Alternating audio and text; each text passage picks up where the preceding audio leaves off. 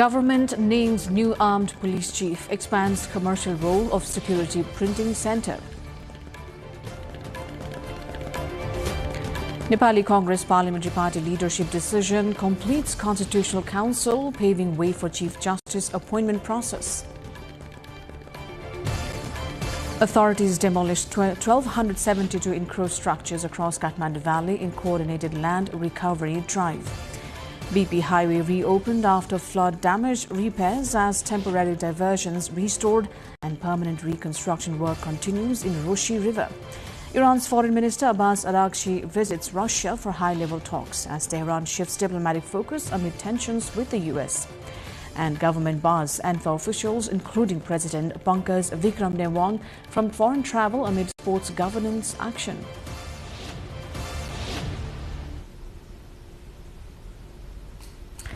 Good evening, I'm Sarah Sapsanamarai and this is NTV World Primetime News. We're coming to you live from Kathmandu at 1900 hours Nepal time. Elsewhere, it's 13:15 in London, 22:15 in Tokyo and just after midnight in Sydney. Now the news in detail. The government has decided to promote additional Inspector General Naren Dutt Bodal as the new Inspector General of the Armed Police Force. The decision was taken at a cabinet meeting held today at the Prime Minister's office in Singhdarbar. Government spokesperson and Minister for Education, Science and Technology, Sashmit Pokhrel, also announced that Security Printing Centre will now be included in the list of public entities allowed to compete with the private sector, with the notice to be published in the National Gazette. सुरक्षित मुद्रण केन्द्रलाई निजी क्षेत्रसँग प्रतिस्पर्धा गरी व्यापारिक कारोबार गर्ने सार्वजनिक निकायको सूचीमा समावेश गर्ने र सो सम्बन्धी सूचना नेपाल राजपत्रमा प्रकाशन गर्ने। दोस्रोमा अर्थ मन्त्रालयको छ भन्सार नियमावली 2083 स्वीकृत गर्ने। तेस्रोमा गृह मन्त्रालयको छ सशस्त्र प्रहरी बल नेपालको सशस्त्र प्रहरी महानिरीक्षक पदमा सशस्त्र प्रहरी अतिरिक्त प्रहरी महानिरीक्षक श्री नारायण दत्त पौडेललाई बढुवा नियुक्ति गर्ने। The Cabinet has further approved the Customs Rule 2083 aimed at updating the country's trade and customs regulations. Now, the path to convene the process of appointment of a new Chief Justice has been paved following Nepali Congress elected Bhishma Raj Angdembe as its parliamentary party leader. His election completes the representation of the main opposition within the Constitutional Council, enabling it to function with full membership. The Council is now expected to move ahead with recommending a name for the next Chief Justice of the Supreme Court following established constitutional procedures. The proposed nominee will then face parliamentary hearing before final appointment by the President. Bhishma Raj Angdembe has been elected unopposed as the parliamentary party leader of Nepali Congress. The announcement was made by the party's election committee at the parliamentary party office in Singhdarbar on Monday, confirming that no other candidate contested the position. Prior to the decision, party's president Gagan Kumar Thapa had proposed Angdembe's name in line with the party's working committee decision. The proposal was subsequently endorsed by the parliamentary party meeting, formalizing his selection. Responding after his election, Angdembe said the opposition's effectiveness in parliament would be guided more by ideas than numbers. He added that while the party would support positive government initiatives, it would also remain vigilant and provide necessary checks when required.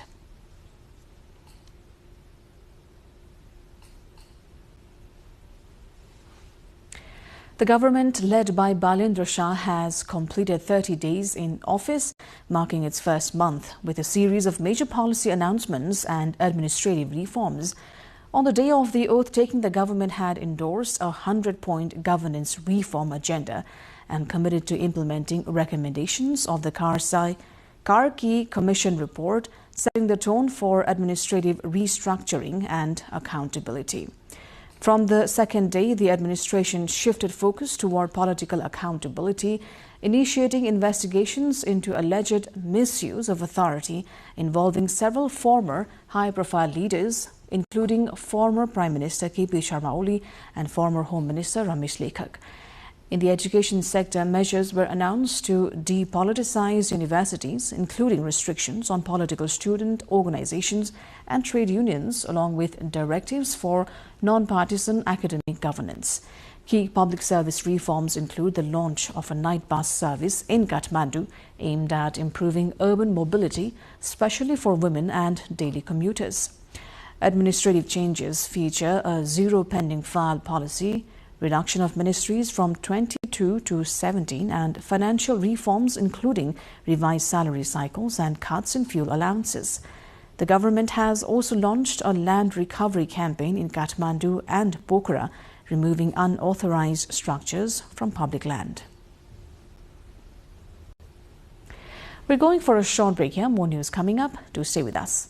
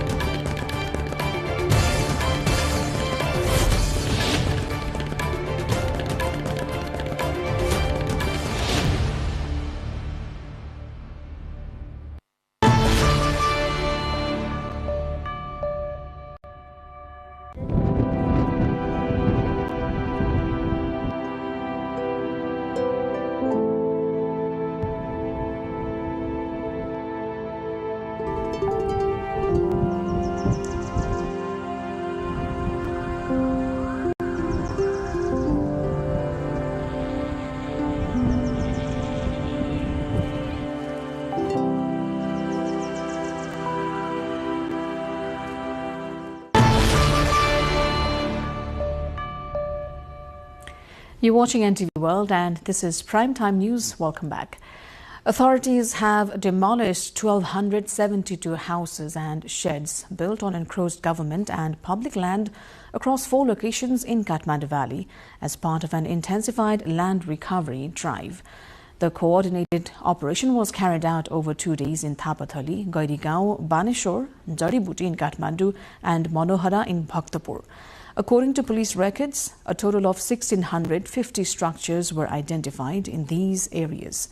In Gairigao, Baneshwar alone, most of the structures have already been removed, while a small number of concrete houses still remain.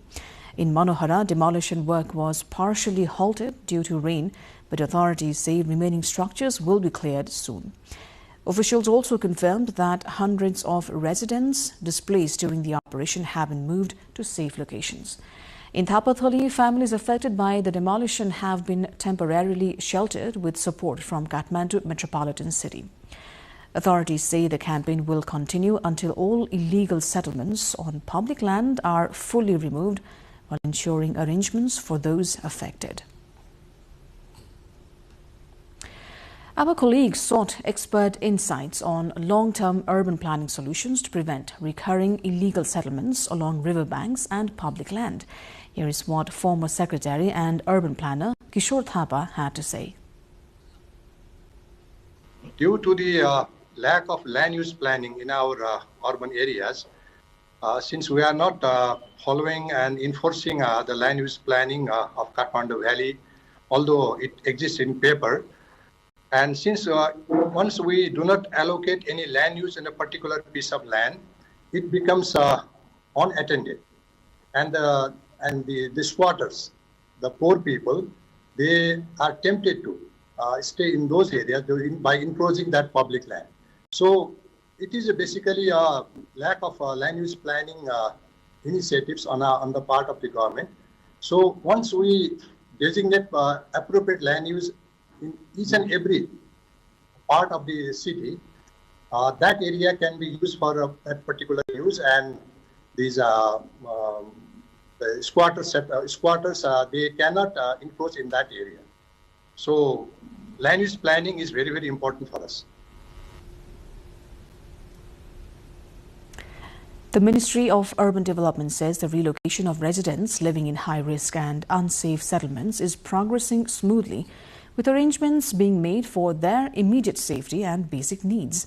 According to the ministry, individuals without alternative shelter are being provided temporary accommodation in hotels and lodges along with food and essential services, until further arrangements are made.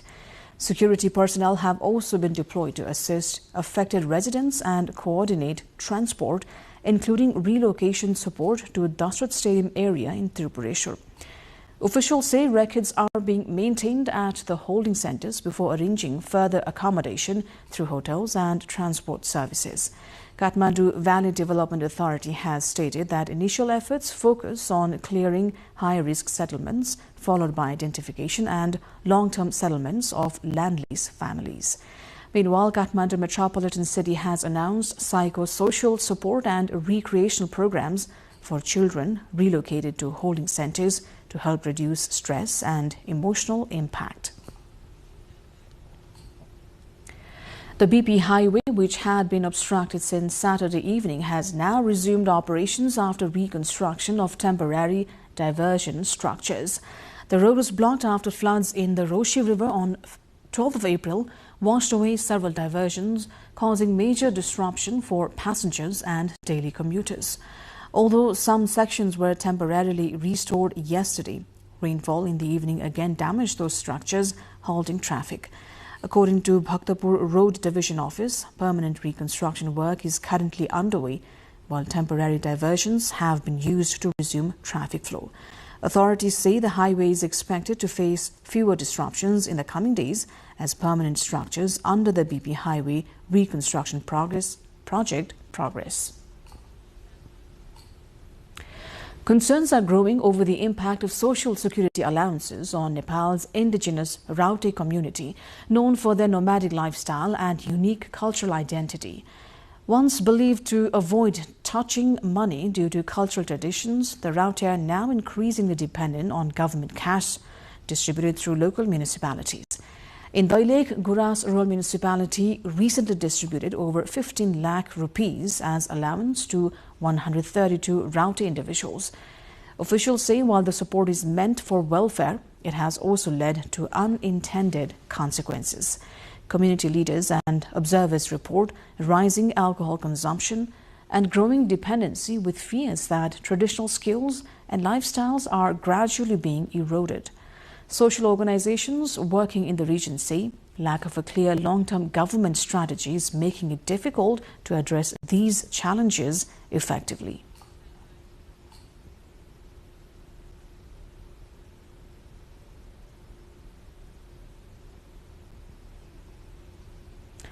A new digital reform in public service delivery has been introduced with the launch of an e-pension system for permanent government employees in the remote Himalayan district of Jumla. The service, initiated by the Ministry of Finance, has been implemented for the first time from Jumla through the Office of the Treasury and Controller. Officials say the move marks a shift toward digitizing pension-related government services in geographically challenging regions. According to Treasury Controller Office in Jumla, the first beneficiary of the service was a retired agricultural development officer from Chandannath municipality. The official received pension-related services under the new system as the inaugural recipient.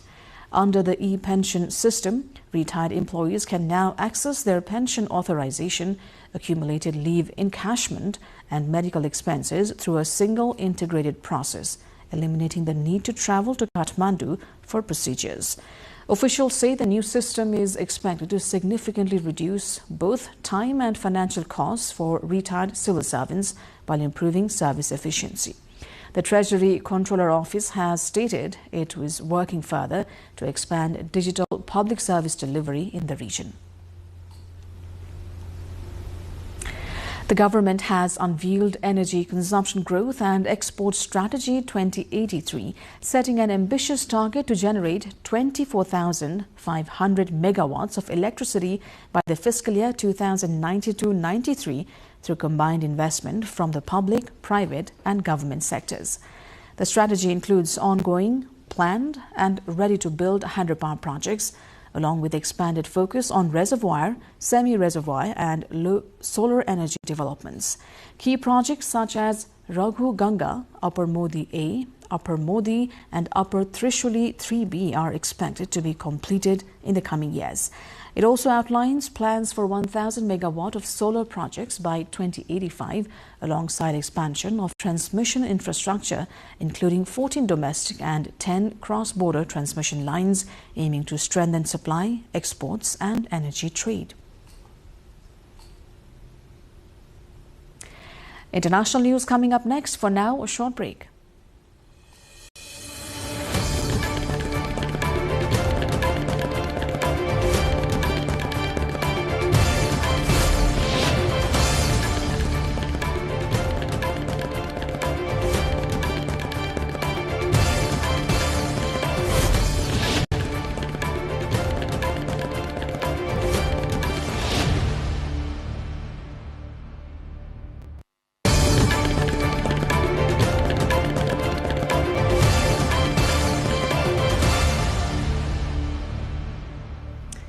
Iran's Foreign Minister Abbas Araghchi has arrived in Russia for talks with officials, including President Vladimir Putin, as Tehran steps up diplomatic efforts to end the war with the U.S. Araghchi's visit comes after Donald Trump cancelled a planned trip by U.S. officials to Pakistan over the weekend for talks on the Iran war, claiming it would be wasting too much time. Following his arrival, Iran's foreign minister has blamed U.S. demands for a breakdown in peace negotiations with Washington. It is said the visit underscores Iran's increasing reliance on strategic partnerships as it seeks alternative diplomatic pathways outside direct engagement with Washington. Meanwhile, oil prices have risen after plans for a second round of peace talks between U.S. and Iran stalled again. Brent, the global benchmark, rose by around 2% to $109.33 a barrel, while U.S. traded crude also increased by 2% at $96.78. Hopes that the two sides could make progress during negotiations in Pakistan were dashed on Saturday by the U.S. president, who said there was no point sitting around talking about nothing. Global energy supplies have been under intense pressure since the start of the Iran war, as the crucial Strait of Hormuz waterway has been effectively closed by the conflict. U.S. President Donald Trump has said he was not worried when a gunman stormed a gala dinner he was attending in Washington Hotel on Saturday, adding that, in his own words, "We live in a crazy world." In an interview aired Sunday night on CBS program 60 Minutes, Trump added that the suspect, who is due to appear in court on Monday, was probably a pretty sick guy. How worried were you that there were going to be injuries? I wasn't worried. I understand life. We live in a crazy world.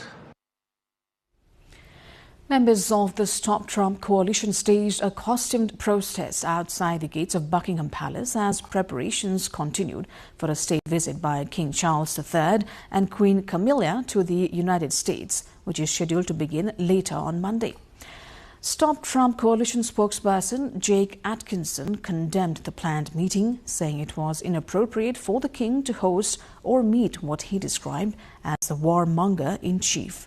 The demonstration coincided with heightened security coordination between officials in the United Kingdom and the U.S. ahead of the visit, following a recent security breach at a Washington, D.C. event attended by Trump, where a gunman reportedly gained access to the venue. The U.S. president stated that King Charles III would be very safe during the visit, as both governments reviewed protective measures and risk assessments. The visit, meanwhile, comes at a time when relations between the U.S. and the U.K. are particularly sensitive amid public differences over President Trump's war on Iran.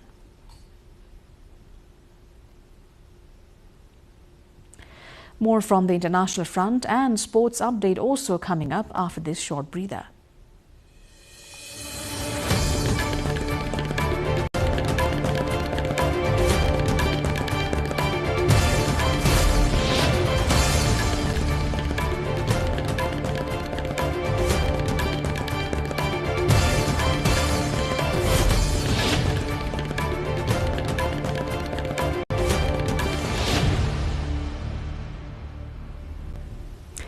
North Korean leader Kim Jong-un and Russian Defense Minister Andrei Belousov have unveiled a memorial in Pyongyang for North Koreans who died fighting in the Ukraine war.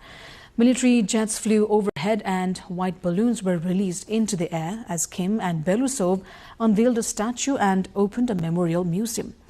It is not known how many North Korean soldiers are fighting against Ukraine, but South Korean intelligence estimates that at least 15,000 have been sent to help Russia recapture parts of Western Kursk. Seoul also estimates that about 2,000 North Koreans have died in the conflict. Neither Pyongyang nor Russia have provided any official numbers.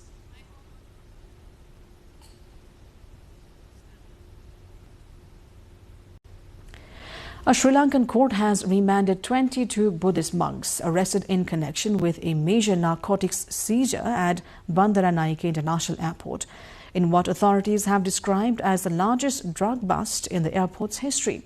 The suspects are between 19 and 28 years of age. The arrests were made when the group arrived at the airport from Thailand. During a search, police recovered a stock of hash narcotic drugs weighing over 120 kilograms. Police said the estimated street value of the seized narcotics exceeds $11 million. The operation was carried out based on specific intelligence received by the authorities into custody had previously traveled to Bangkok. Meanwhile, the chief cleric allegedly responsible for sending the 22 robe-clad suspects overseas has also been arrested and taken into custody.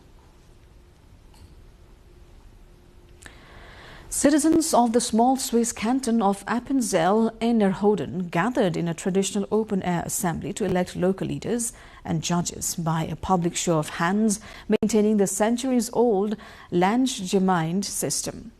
Held annually on the last Sunday of April, the vote drew several thousand participants to the main square, where eligible citizens cast ballots openly in a practice dating back to 15th century.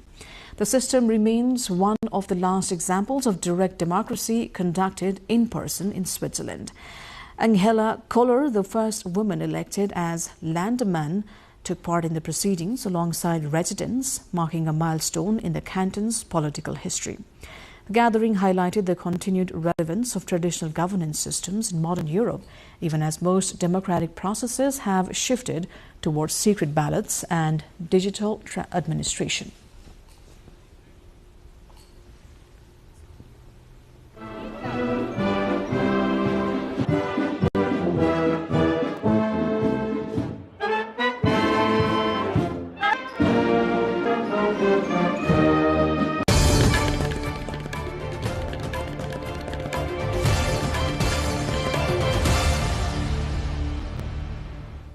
Time now for sports update.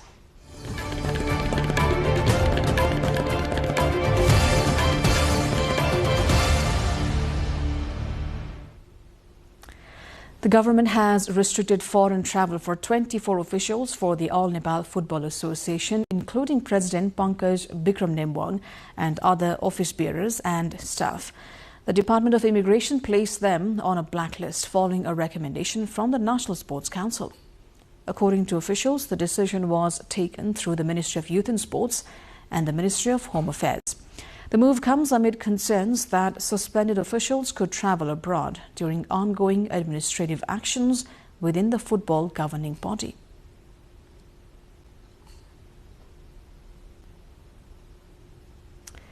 The future of Tribhuvan University International Cricket Ground in Kirtipur has drawn widespread public attention after the university issued a 35-day ultimatum to Cricket Association of Nepal to vacate the premises.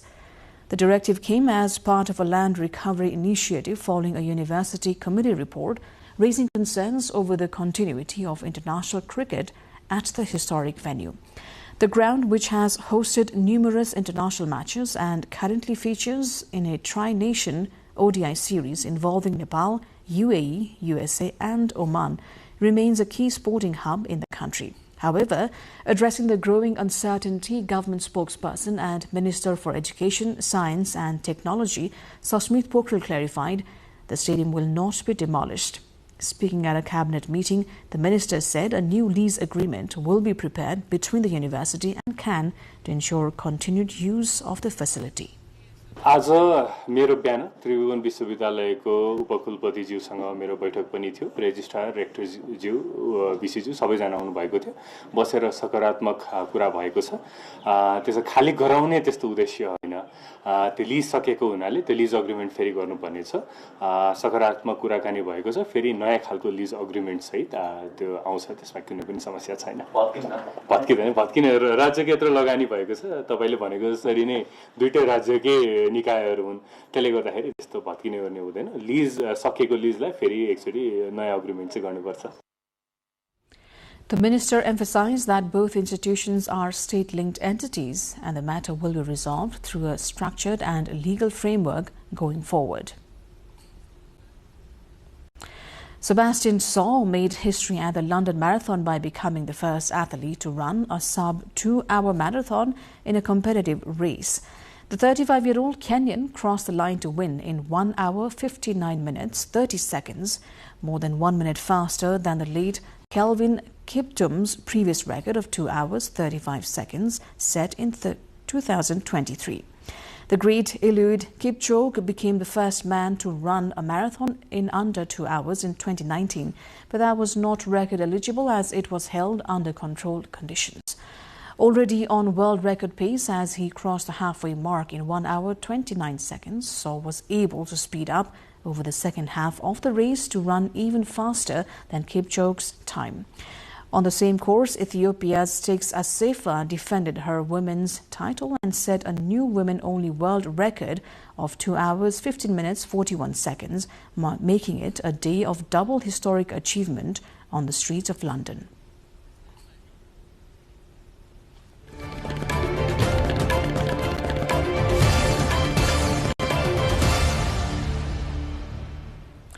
And before wrapping up, here's a reminder of our top stories this hour.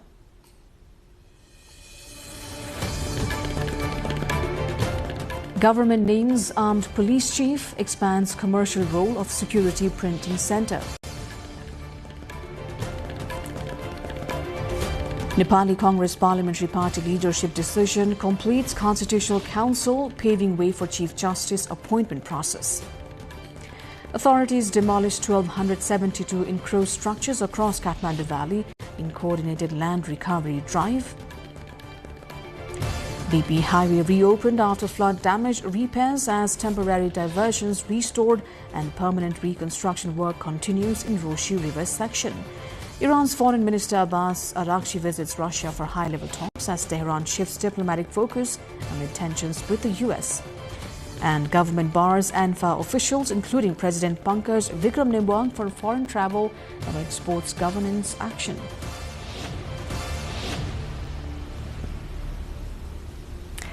That's it for this edition of Prime Time News. Our next bulletin will be at 2200 hours Nepal time.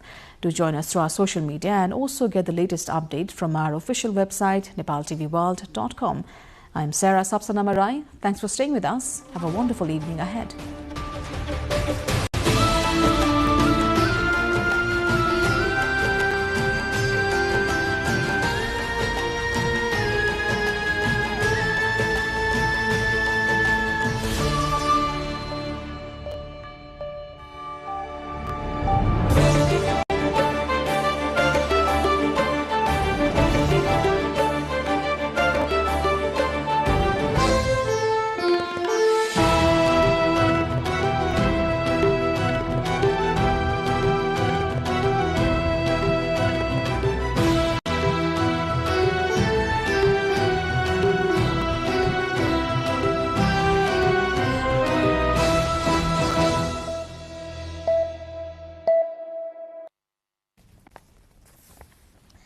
Welcome to the studios of NTV World in Kathmandu.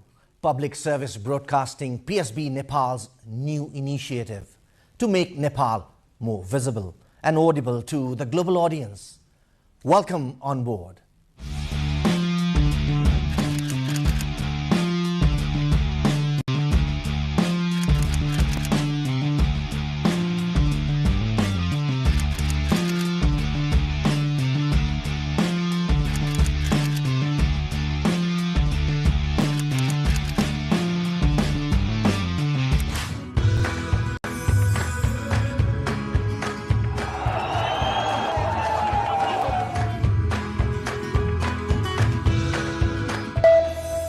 This is NTV World. Facts that speak, insights that matter. Telling the stories of a changing planet. NTV World, Nepal's perspective to the world. Exploring the heartbeat of Nepali creativity. This is NTV World. The power of story shaped by technology. NTV World.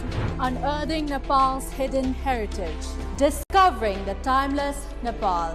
Telling stories that endure across centuries. Where culture breathes, stories bloom. When the world moves, we make a sense of it. NTV World. Taste of Nepal. Every recipe, every flavor tells the story. Journalism in the digital age. Fast, focused, verified. Stories hold power. Stories reflecting life. Stories of the Hinterlands. Reporting for NTV World. This is NTV World. Welcome to News Hour. This is NTV World. Welcome to Primetime News. One story at a time. Crossing borders, connecting voices, where Nepal meets the world in dialogue. This is NTV World, Nepal's perspective to the world. Voices that connect Nepal to the world, bringing perspective, region and relevance to every story. NTV World, Nepal's perspective to the world. Stand by. Mic is on.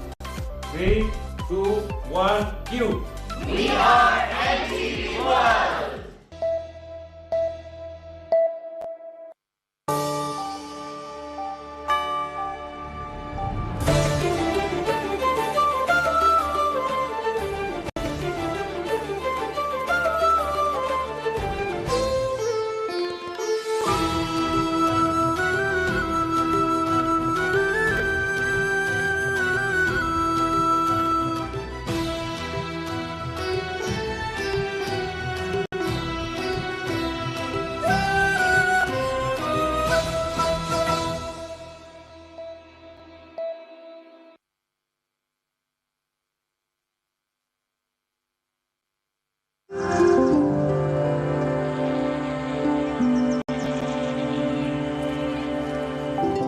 Welcome to the new episode of the Hinterlands on NTV World. This weekly show brings together stories from the hinterlands of Nepal, takes you beyond the cities and highways into the heart of Nepal's rural landscapes. I am Rosina Rai and we will be leading you into this journey every week.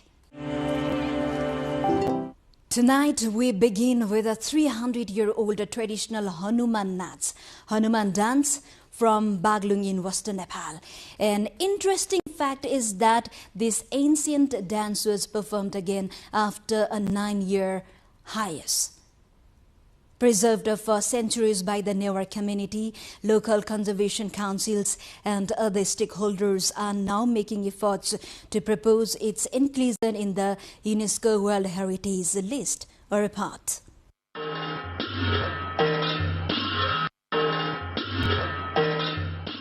13 pairs of Hanumans dressed in red costumes with skirts made of cloth tied around their waist danced to the beats of traditional instruments at the Kalika Bhagavati temple in Western Nepal's Baglung district.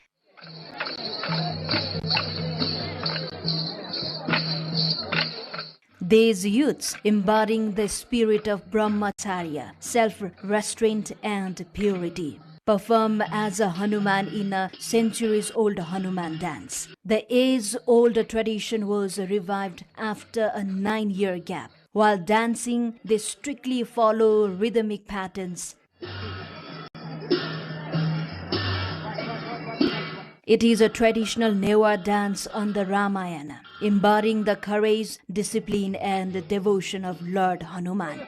Locals shared joy as the much-anticipated 300-year-old Hanuman dance was finally showcased in the district once again. Closely tied to Baglung's cultural heritage, the performance is conducted after proper ritual worship within the temple premises. Traditionally, the dance was performed every 3 years, but it was halted for 9 years due to various challenges, including financial constraints and the lack of support from the local government. Hanuman नाच बागलुङको अत्यन्त पुरानो संस्कारको रूपमा संस्कृतिको रूपमा चाहिँ रहेको छ र विशेष गरेर यो नेवारी कल्चरले यसलाई संरक्षण गरेर राखेको छ र यो बागलुङीहरूको एउटा गर्वको विषय पनि हो। यसलाई संरक्षण प्रबन्धन गर्नको लागि विश्व सम्पदा सूचीमा यसलाई चाहिँ सूचीकृत गर्नुपर्छ भनेर हामी स्थानीय सरकार पनि यसमा लागि परिरहेका छौँ। पूजाको हकमा जुन छ पूजा भन्ने कुरा चाहिँ उहाँको आफ्नै चाहिँ मेन पुजारी हुनुहुँदैछ र उहाँले नै पूजा गर्नुहुन्छ।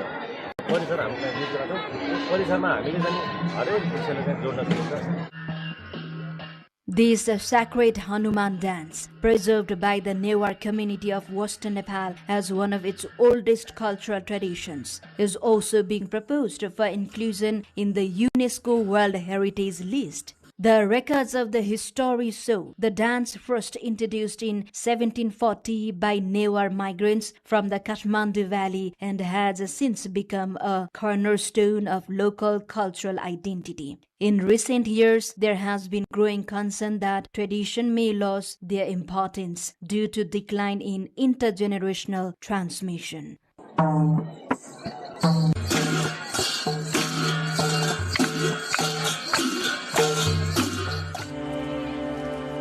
Our second report in the Hinterlands segment highlights a walk for wellness. Organized to mark Nepal's significant diplomatic achievement, it's a sole proposal to declare April 15 as International Wellness Day, Arogya Divas, which has been adopted by the United Nations General Assembly. Let's dig deeper into this report. A few days ago, Nepal observed 15th March 2026 as the first International Wellness Day, Arogya Divas, following a resolution officially approved by the United Nations General Assembly. The declaration strongly supports Nepal's shift from volume-based tourism to value-based tourism, aiming to attract visitors seeking healing, mindfulness, and spiritual well-being. To mark this historic occasion, Nepal's Ministry of Foreign Affairs organized a wellness walk in Hathiban, Kathmandu to promote health and well-being. संसारभरिबाट अहिले मानिसहरू आरोग्य खोजिरहेका छन्। त्यो आरोग्य प्राप्तिका लागि नेपाल आउनुहोस्। हामीसँग छन् त्यसका विधिहरू, त्यसका चाहिँ प्रक्रियाहरू, त्यसका स्थानहरू र त्यो भन्ने हिसाबले हामीले अगाडि सारेका हौं। The program began at 7 a.m. with guided sessions of yoga, pranayama, and meditation led by trained instructors. Participants then embarked on a 2-hour hike toward Champa Devi. Ambassadors from various countries, representatives of the United Nations, and senior officials from the government of Nepal actively took part in the event. During the hike, participants enjoyed a locally prepared organic meal, the beginning of the global efforts to integrate health, nature, and tourism. Stakeholders noted that the initiative reflects the government's vision of positioning Nepal as a premier global destination for well-being tourism. Beyond diplomatic engagement, the work served as a platform to showcase Nepal's holistic philosophy of wellness to the international community. I think Nepal is a wonderful place to come and visit and experience this beautiful nature, spirituality, the cultural heritage. So I would highly recommend that people come and visit Nepal. All these pictures are in Nepal. All these little clips of film are in Nepal. And this country contains so much diversity. This movement, which promotes wellness as a way of life, holds a significant potential to position Nepal as a leading global hub for health and wellness tourism in the years ahead.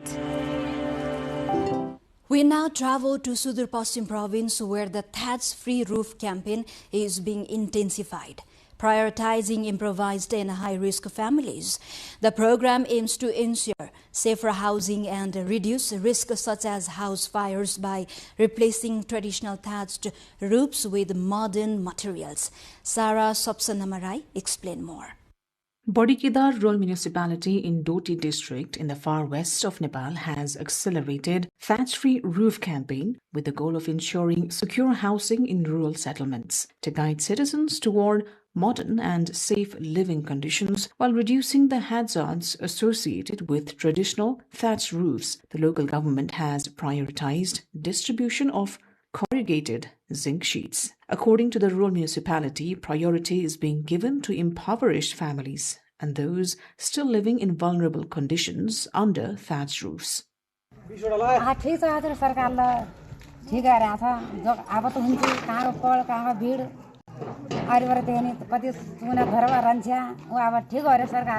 यसमा खर्च गरेर अब दुःख परेको थियो अब सरकारले किनिदियो सरकारलाई धन्यवाद छ ठिकै खर काट्ने खर लगाउनु छाउनु धेरै दुःख हुन्थ्यो त्यो धेरै सुविधा गरिदियो हाम्रो सरकारले भन्नु The rural municipality has said primary goal of this campaign is to build safe housing as thatched roofs are highly vulnerable to natural disasters such as fires, heavy rains and windstorms. So far, approximately 300 households have been provided with zinc sheets. The vice chairperson of the rural municipality says there are plans to further expand this campaign in the coming days. धेरै महिलाहरु दिदीबहिनीहरुलाई सारै समस्या भएको कारणले यो खरले जसको घरमा चाहिँ खरले छाना छाएका छन् उहाँहरुलाई चाहिँ यो कार्यबोझ घटाउनको लागि जस्ता पत्ता वितरण गर्ने भन्ने कार्यक्रम चाहिँ हामीले निर्वाचित हुने बित्तिकै चाहिँ हामीले त्यो कार्यक्रम राख्यौं र अहिलेसम्म समग्रमा चाहिँ हामीले 300 जना जति घरधुरीलाई चाहिँ जस्ता पत्ता वितरण गरिसकेका छौं र यो पाला चाहिँ हामीले 152 जना जति The local government expects that this initiative, aimed at displacing thatched roofs in favor of safe housing, will bring a positive transformation to the lifestyle of the local residents. It has been 26 years since the government of Nepal formally banned the Kamaiya bonded labor system in the country. Following the ban, thousands were liberated from this inhuman labor practice in the country. However, despite the official declaration, many freed Kamaiyas continue to face significant challenges in rehabilitation. Vijeta Bhandari explores this issue in her report. On July 17, 2000, the government of Nepal formally abolished the Kamaiya system, marking a historic step. But for many of those liberated, it was only the beginning of a long and difficult struggle. According to government data, 1,082 people in Sudur Pashchim province and 1,293 in Lumbini province in western Nepal are still awaiting proper rehabilitation. In Kailali district of Sudur Pashchim alone, 9,762 individuals were issued identity cards. Of them, 8,022 have been rehabilitated, but 953 continue to face serious challenges. This includes 400 individuals dealing with land tenure issues, 173 whose identity cards were cancelled, and 380 who have yet to receive land. Many freed Kamaiyas who remain unrehabilitated are still living in harsh conditions in temporary camps or along roadsides. Although expectations were high that the Land Problem Settlement Commission would address these issues, there are growing complaints that Kamaiya rehabilitation was not included within the Commission's terms of references. 75 जना अझै पनि बाँकी छन् भन्ने कैलाली मात्रै 953 जना चाहिँ जग्गा pound बाँकी देखिन्छ भने दुई चरणको छानबिनले पनि हामीले राज्यको चाहिँ छानबिन प्रक्रिया गलत छ यसलाई चाहिँ यो ढंगले सबै परिचय पत्र चाहिँ वास्तविक कमाइहरू पाउन सक्दैनन्. Similarly, another exploitative form of indentured servitude affecting young girls from the Tharu community, the Kamlari system, was abolished in 2013. However, their rehabilitation also remains incomplete. While scholarship programs were initially introduced to support freed Kamlaris, these have been discontinued after 2020. Alongside education, many continue to struggle with income generation and employment opportunities. Freed Kamlaris report ongoing discrimination in employment, skill development training, and access to opportunities. नेपालमा चाहिँ 4074 जना चाहिँ मुक्त कमलारीहरु हुन् त्यसमा चाहिँ 2500 जनाले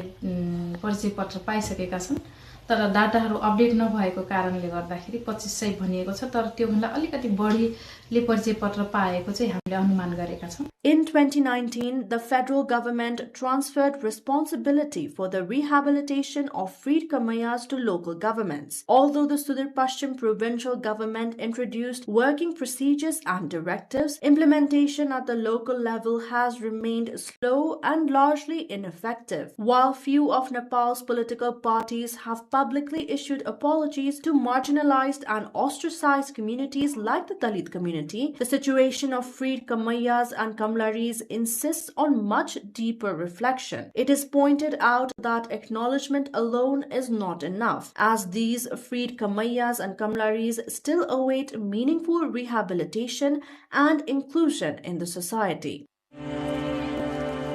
After examining the challenges faced by freed Kamayas, we now turn our attention to a significant step in biodiversity conservation in Nawalparasi.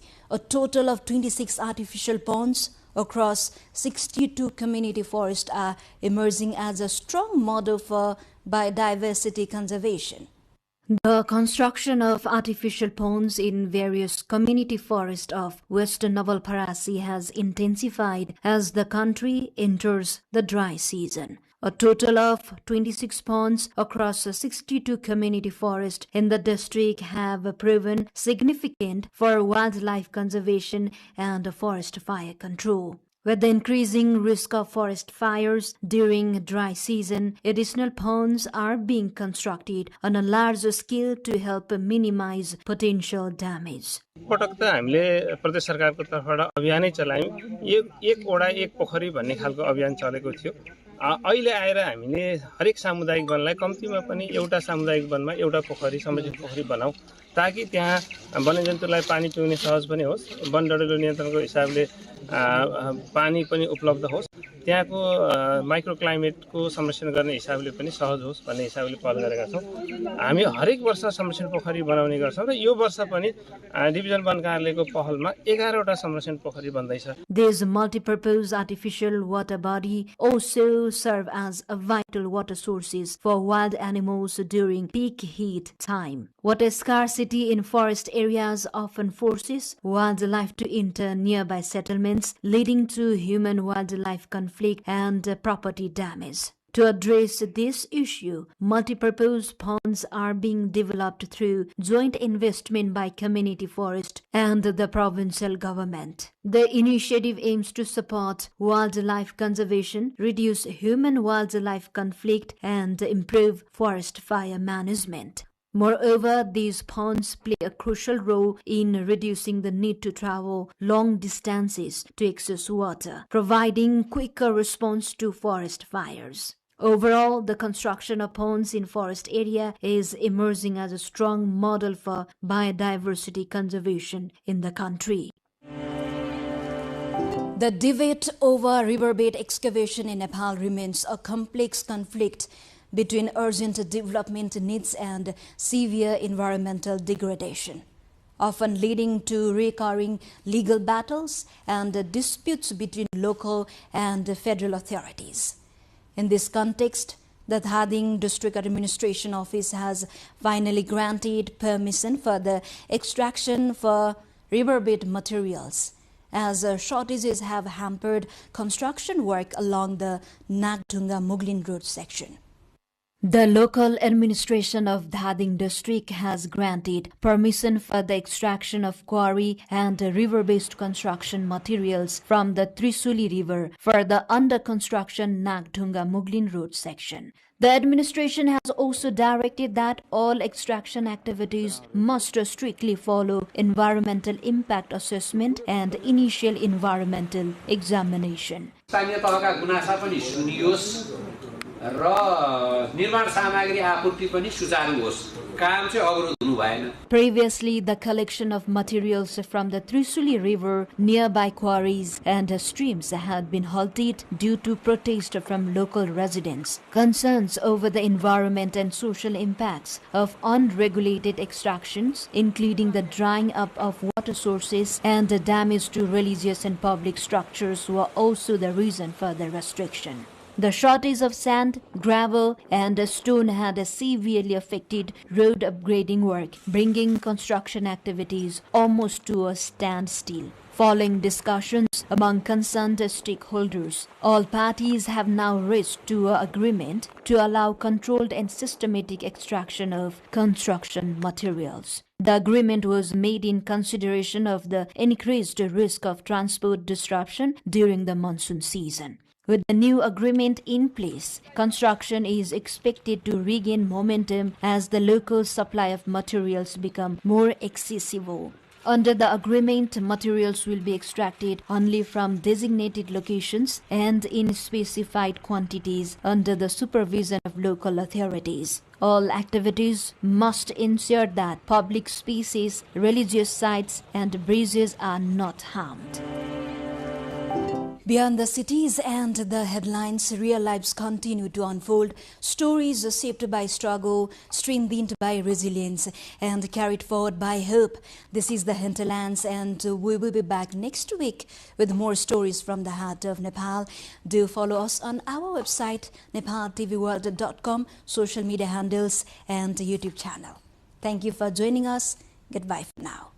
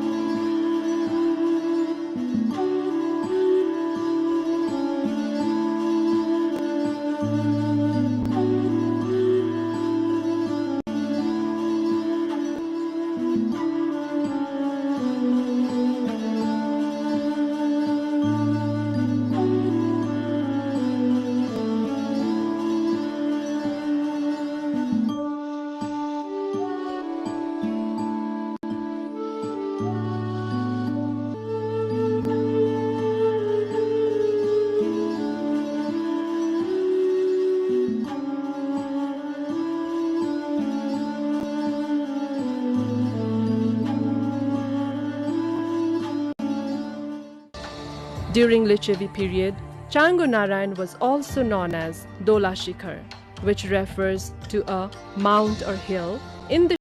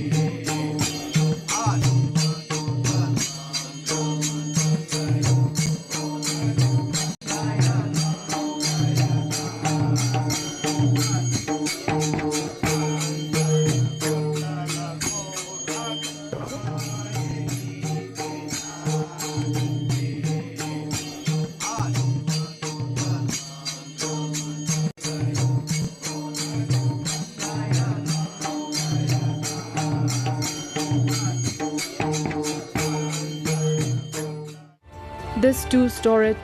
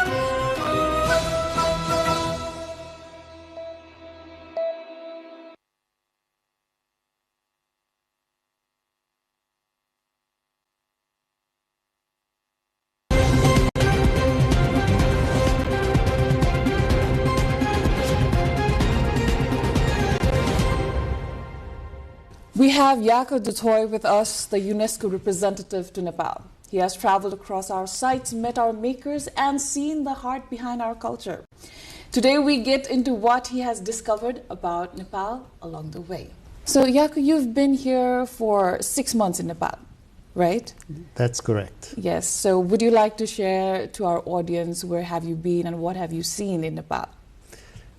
I've discovered a very diverse country, from its mountains, the Himalayas, extraordinary views on what these mountains represent, to the Terai, the flatlands, and how diverse the natural beauty is, and also the warmth of people.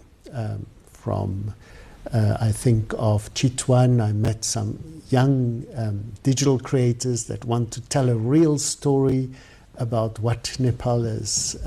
I think of members of a UNESCO club that wants to use virtual reality to reflect the cultural diversity of Mustang. So it's been quite a journey in order to meet people, see different landscapes and different aspects of your beautiful country.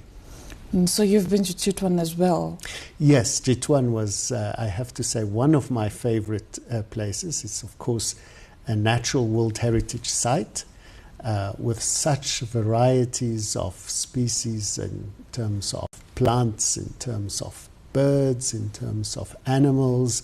And I think it's really worth making sure that such a beautiful place is preserved and that the communities that live around it can also fully take advantage of this great beauty of the site. From the UNESCO lens, is there something in our policy that you would change for the younger generation?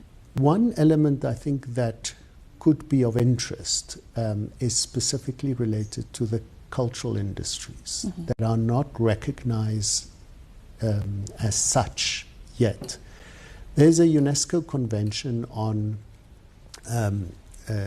cultural expression and that address the questions related to cultural industries. And I think by also adhering to this convention, cultural policies can not only focus on the great cultural heritage, but also on the cultural industries and its role to generate jobs, its role to also preserve what this country has to say. So I think that is one element that UNESCO can assist the country in moving forward. In the field of education, there are huge demands in order to update content, curricula, help for teachers. And I think here we have a recommendation on open education resources where openly licensed educational materials can be easily adapted in different languages in accessible formats. And I think this is another area where UNESCO's help could really make a difference on the ground. So from what you've seen on the ground, how can these crafts or the communities that work on these crafts can benefit financially and even culturally? What do you think? I think they can benefit from it if it's acknowledged as a sector per se, if there's access to markets. And I think more and more young people turn also to technology in order to see how they could access larger markets.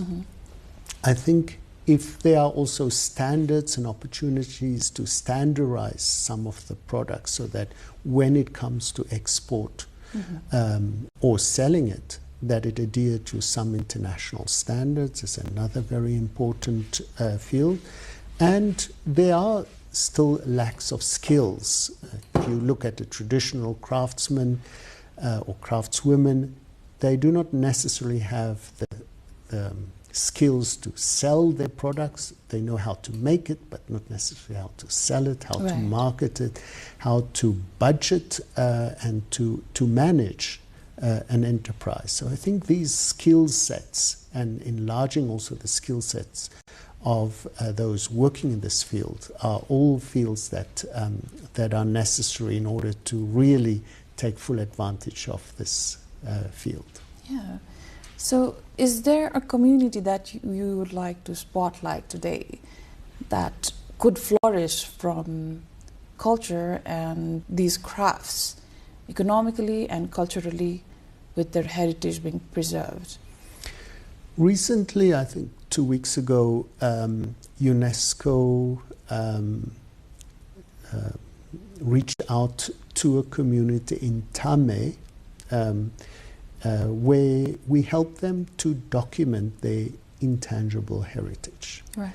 And I think these women, men, and young people that see that after the glove outburst, people looked at the environment but not at their culture. And they want to preserve it. They want this also to revive as their natural environment. The cultural environment should also revive. And I think these are people that believe in their culture, that feel proud of their culture. And this is an example, I think, of communities that really are examples of people that through resilience and working with different partners really feel that they could preserve and make known their rich cultural expressions. Are there any obstacles or challenges that you've had to face, or UNESCO as a whole had to face here in Nepal or even outside of Nepal? Well, I think challenges are part of our jobs. That's why we are here, is in order to look at challenges and transform those into opportunities by pulling in international expertise, by looking at our standard setting work. I think if you want an example, is the Man and Biosphere Reserve concept, where the Man and Biosphere Reserve concept highlights the importance of people living in nature, but at the same time also preserving that natural spot. But Nepal has no Man and Biosphere Reserve yet. So that's a challenge that we need to resolve together with the different stakeholders in order to see how such a Man and Biosphere Reserve can make a change for communities that live in a protected area. And I think specifically of Kanchenjunga. I've visited also this beautiful area where indigenous communities are passionate about the diversity of fauna and flora and their culture and what it means in order to preserve also their environment and the challenges that they face in order to preserve but also to be economic viable. In having jobs, in modernizing also their lifestyle. And these are a field, this is a field where UNESCO can help through an international concept, and we are working closely with those communities. So is there a process or should there be changes in policy to bring this concept or implement this concept in Nepal? Well, in some cases, yes, but in Kanchenjunga, it is a community-led conservation area. So I think that's the beauty of Nepal. That is the beauty of Nepal. It is an example, an international example, where the community can lead that change. We just need to work on the zoning in order to make sure that the preservation areas are there, the buffer zone where there could be other activities taking place, and then make it internationally known. That is the challenge.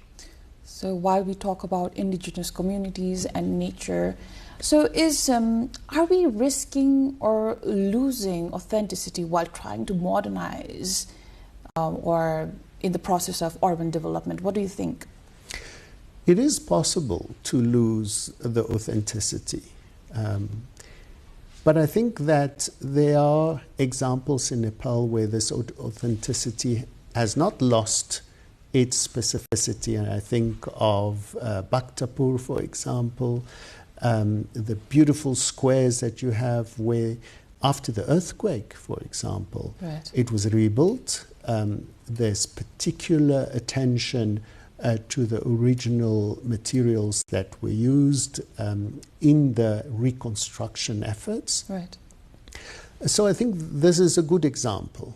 But I think one needs to be careful because when one reconstruct, when one preserve, it takes time. One needs to document, one needs to make sure that it represents its original authenticity. One needs to use some of the building materials that are maybe not as amply available than before. One needs to involve communities, and to involve communities takes time. So I think there are challenges, but I think Nepal is a good example where, especially after the reconstruction of the earthquake, extraordinary work has been done just after such a devastating event. It's been a decade since the big earthquake of Nepal. So what does still concern you about, or what has Nepal done right? I think Nepal has, first of all, involved communities, and communities were often, I think, very quick to respond to what happened after the earthquake. And I think this is extraordinary, that communities are so reactive and also have space in order to act, to reconstruct and be part of the process. I think Nepal also mobilized an array of partners from different development partners, from international UNESCO and others, in order to come in with expertise and assist where necessary, without losing its authenticity. And I think this is also quite an endeavor in order to make sure that involving so many partners to keep the specificity of what Nepal represents and what its sites do. This said, I think after the earthquake, I'm concerned that we do not necessarily have a disaster risk plan for if something happens again. So there is still some work to be done. But Nepal has done a lot of things in a good way. But do you think Nepal has unintentionally created replicas instead of preserving the character of the natural heritages during reconstruction?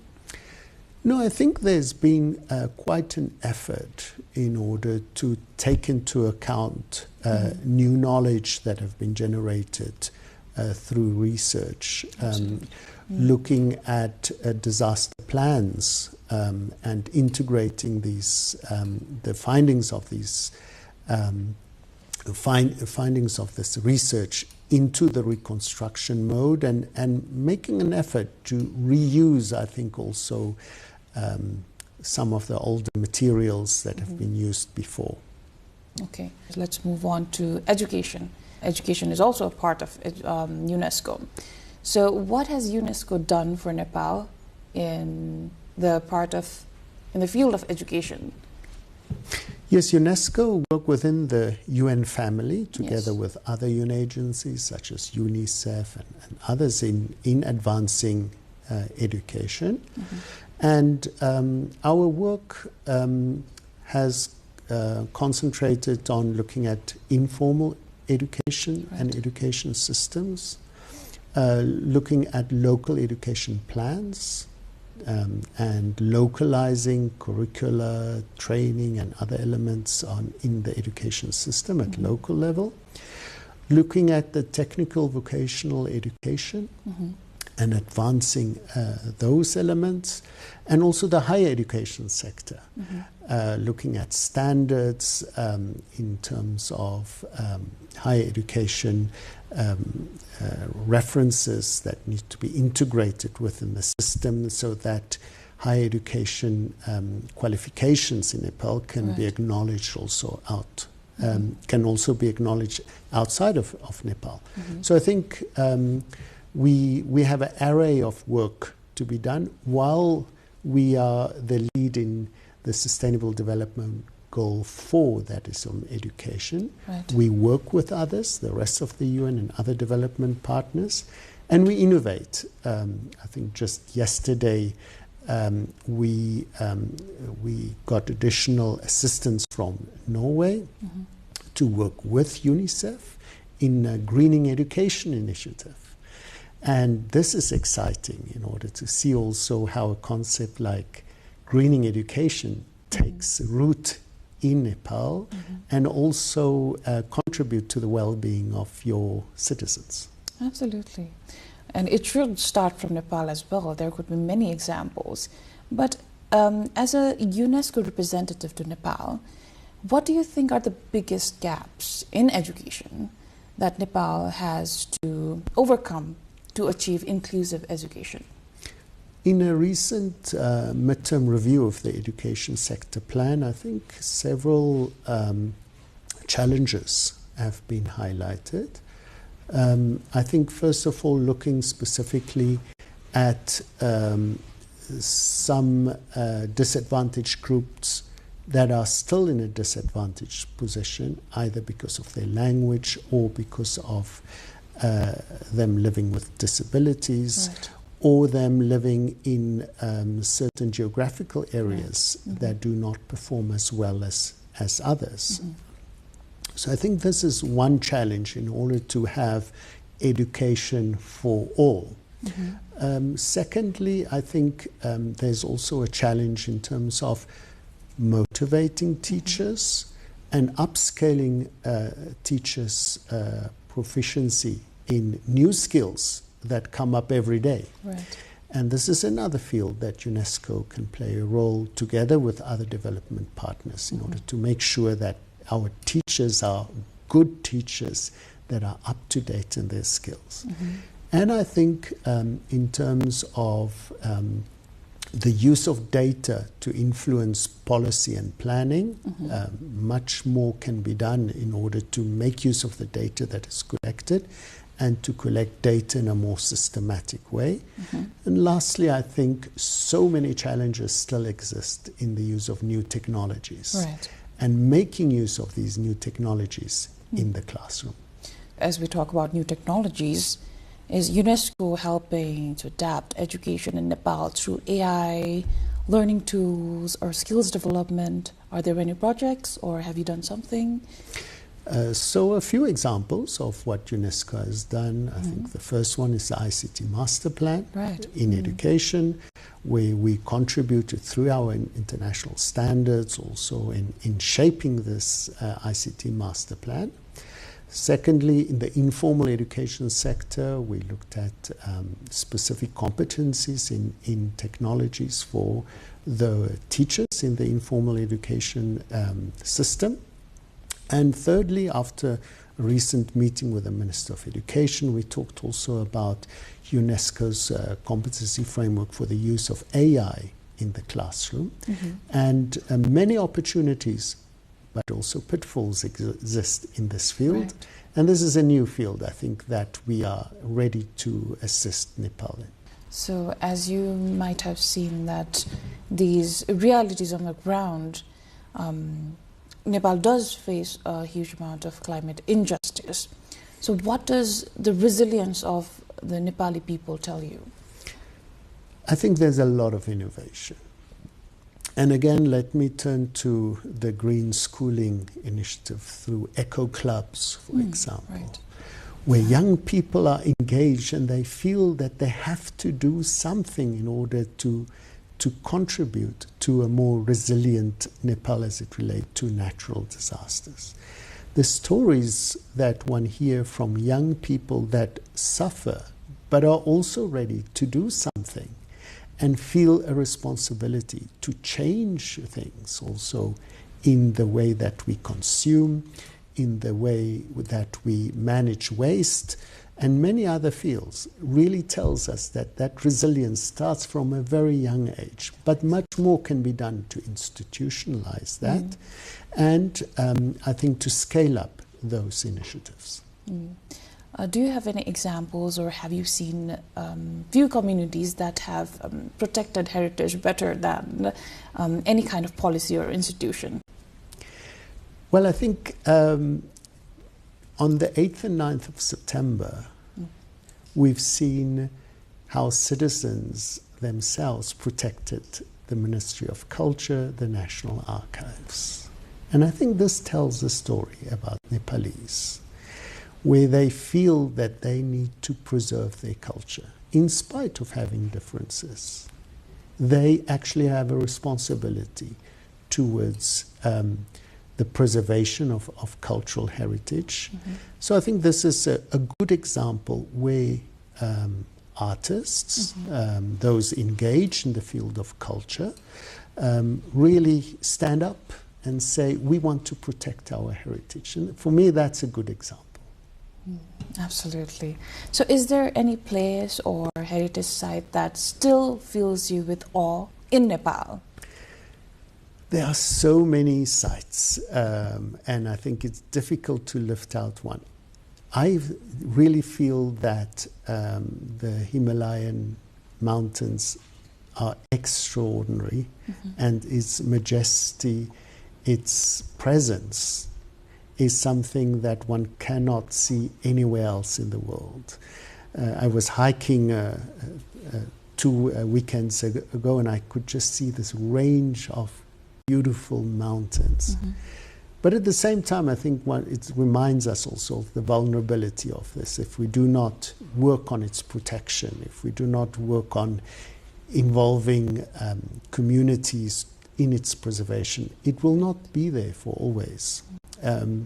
But what an extraordinary country, but also the people. And I think this is really what that makes a difference compared to other places. Right.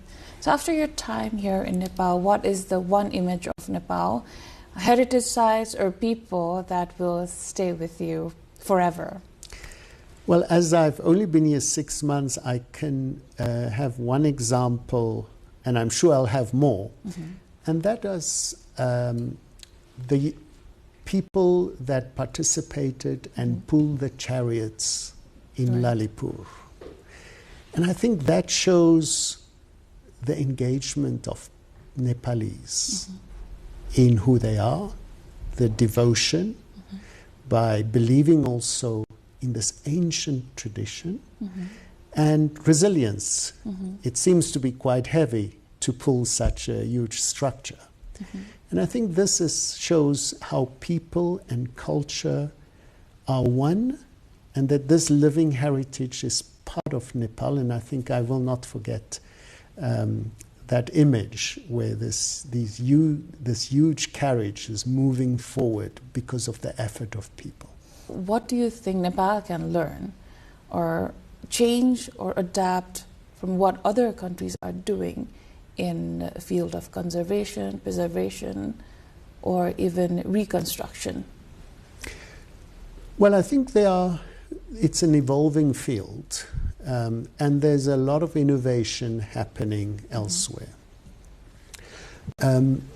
One element that I think is important, and I've seen, for example, at Lumbini, is the management of tourists.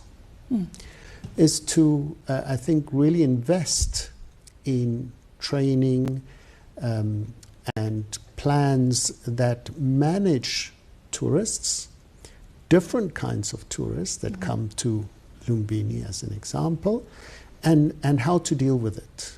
Many good examples in Korea, Pakistan, and elsewhere exist. So I think this is one example. But I think also the use of technology in managing all the tourist sites, but also preserving tourist sites. And why not your great documentary heritage, the scripts that you have? So much is being done elsewhere, and I think if there's an exchange between those experts and your great experts, even more can be done in Nepal.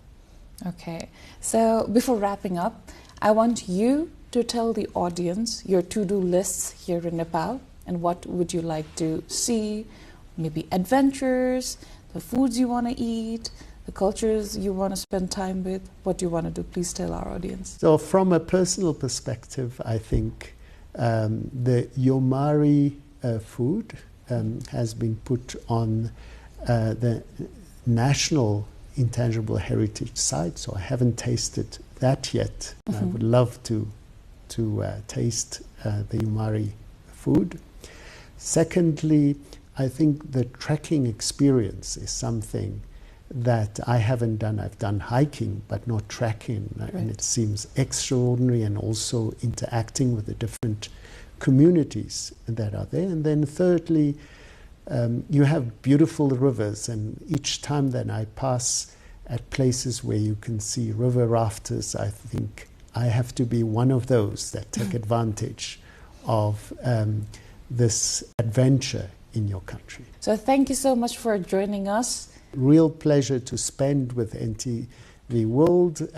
This has been great also to talk about experiences in Nepal, and how great this country is, and its future lies ahead with young people, with cultural heritage and natural heritage that is present and just wait to be further explored. Thank you so much, Jaco, for joining us. Pleasure. That is all for today, folks. Now we will be with you in the next episode of NTV Insights.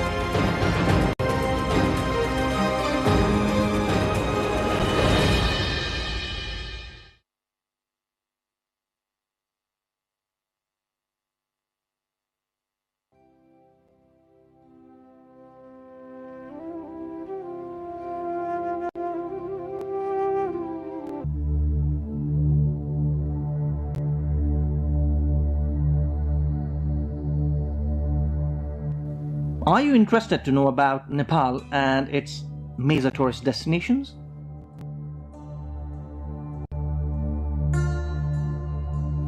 Do you want to see some of the best destinations in Nepal?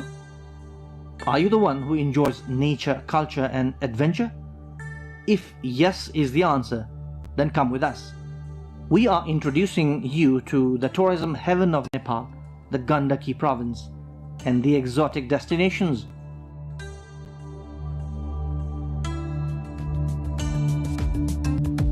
Gandaki province, the tourism capital of Nepal.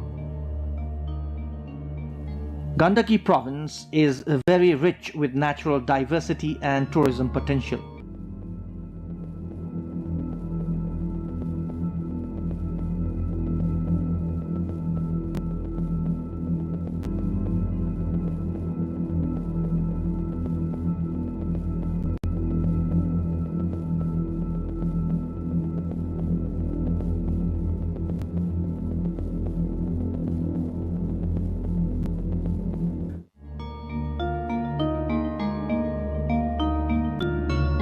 Pokhara is undoubtedly #1 destination for tourists in Nepal. The valley, blessed with natural beauty, attracts domestic and foreign tourists alike.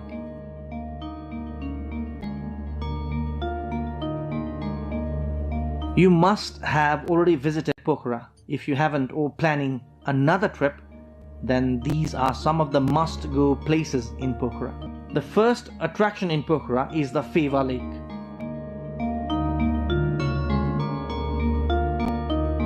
Boating in Feva Lake is a ritual for every tourist visiting this paradise.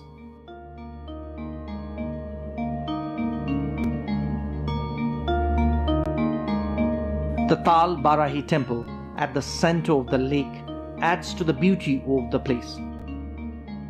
A round-trip boat ride in Feva Lake to and from the temple is a feature of both the lake as well as the temple.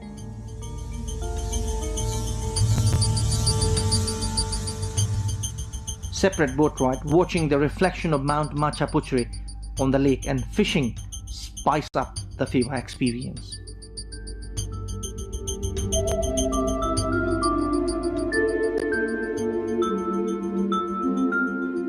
The lakeside along the banks of the Feva Lake is a popular tourist hub.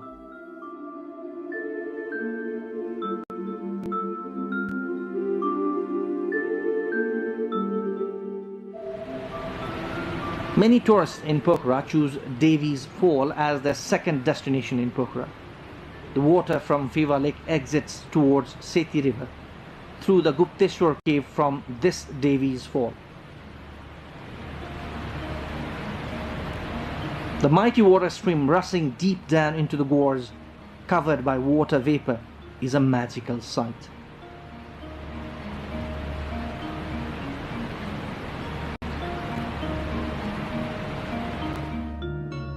Pokhara is known as the city of lakes and caves. Many of the lakes and caves have religious importance.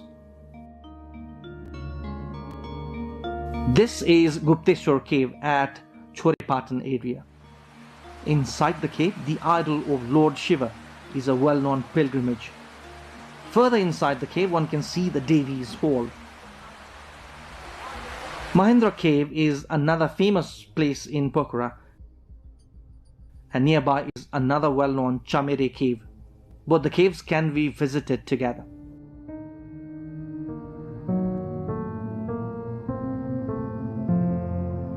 Two other well-known tourist destinations in Pokhara are Begnas and Rupa lakes.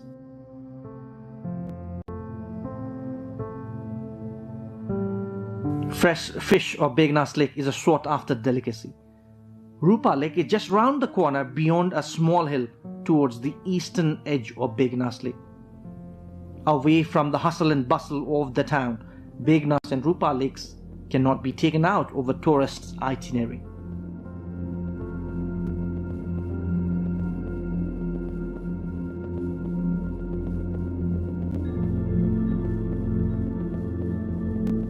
This is the famous White Monastery on top of the hill above Feva Lake. This is also a popular destination for domestic as well as foreign tourists. The top-angle bird's-eye view of Pokhara city from the monastery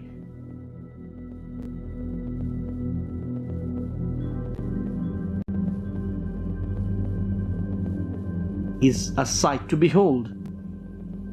The placid Feva Lake, the tall mountain range, and the birds like paragliding pilots on the background of Sarankot Hill are mesmerizing.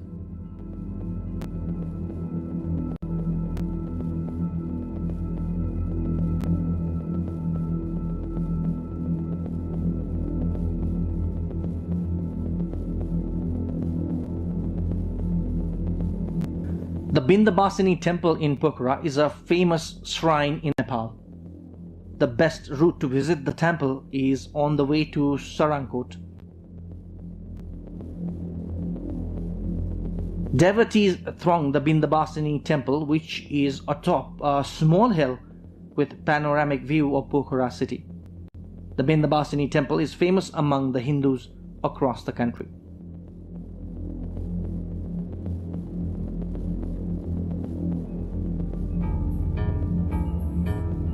Sarankot is a hill station on top of a hill on the northwestern side of Pokhara.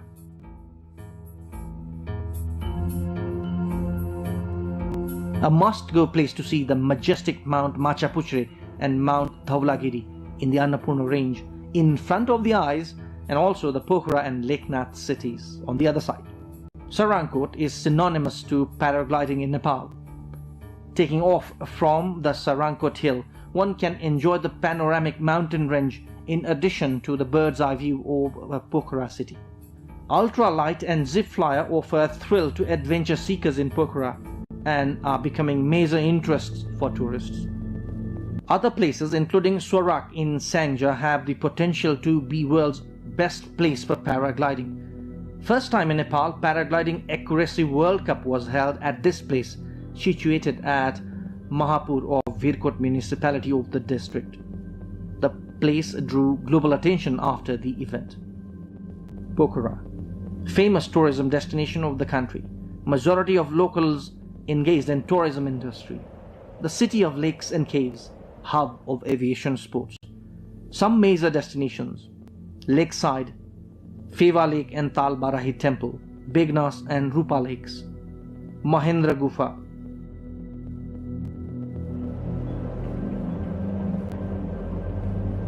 Annapurna Circuit Trek features in world's 10 best destinations and adventures. The trekking circuit is the choice of many trekkers as it offers both adventure along with mesmerizing view of mountain ranges. Arguably the best trekking circuit in the world, travelers get up close with dozens of mountains including the Annapurna, Dhaulagiri, Nilgiri.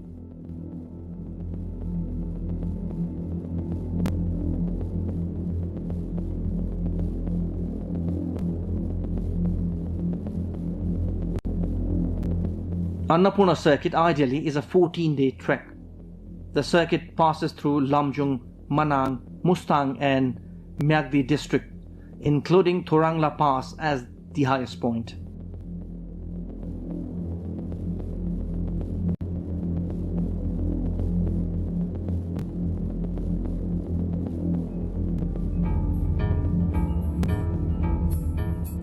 Places including Thampus, Ghandruk and Poon Hill are part of this trekking circuit.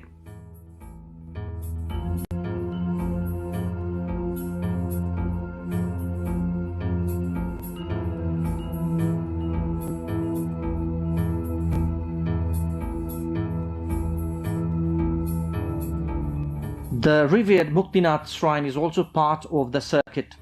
Only foreigners were seen in this circuit few years back, but now domestic tourists are also flocking the area. If you are looking for a lifetime trekking experience, then pack your bags for Annapurna trekking circuit. Mardi Base Camp Trek, also part of the Annapurna circuit, is another alternative route for trekkers who can't afford time. Trekkers can be up close with mountains including the Annapurna range, Dhaulagiri, Machapuchre and Manasalu in this circuit. This 7-day circuit is attracting many trekkers for obvious reasons.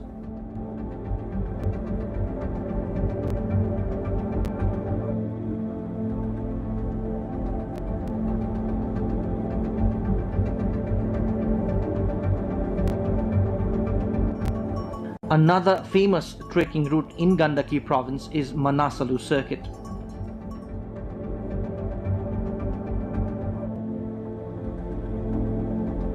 This circuit, not as popular as Annapurna, is seen as the alternative, as increasing road access in the Annapurna circuit is spoiling its charm.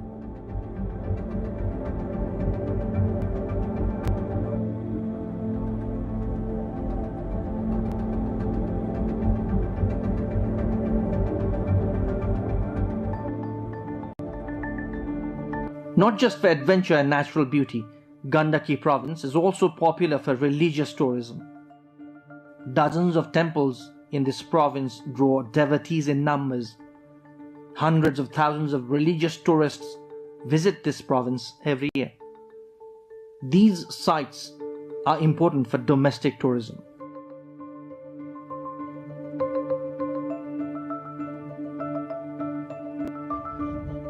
Muktinath is an important religious site for Hindus as well as Buddhists. The Muktinath temple is situated 3,710 meters above the sea level in the mountainous district of Mustang.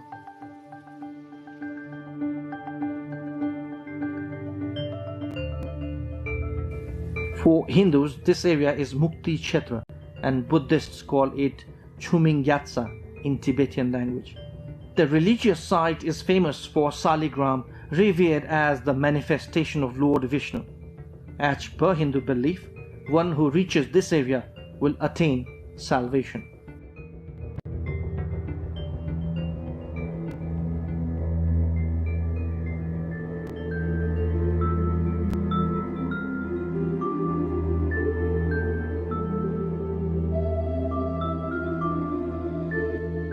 The Manakamana temple at Gorkha district is another very famous shrine for deity Manakamana. Literally means the deity who fulfills one's wishes.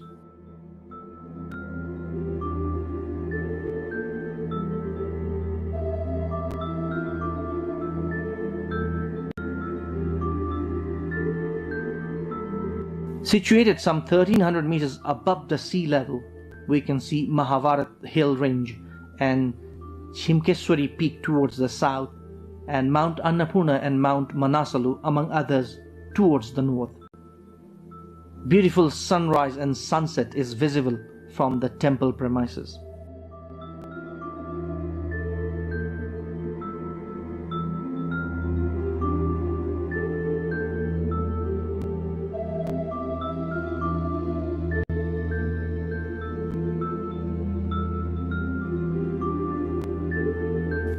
Famously known as the Haridwar of Nepal, Triveni Dham is a historical and archaeological religious site for Hindus.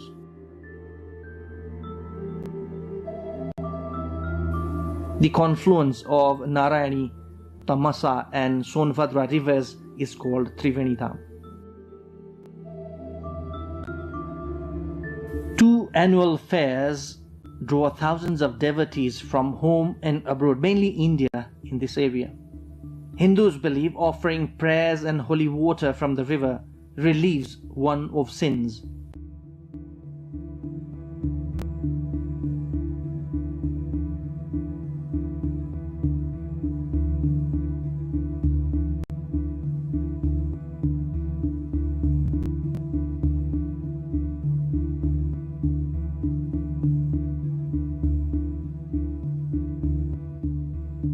The mountainous district of Mustang features in world's top 10 tourist destinations.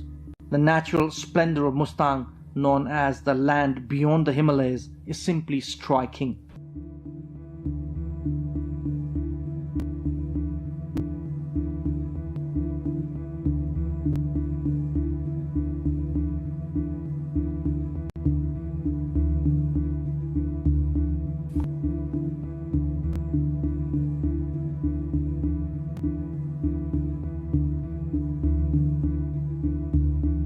Domestic tourists, along with tourists from SAARC countries and others, arrive here every year.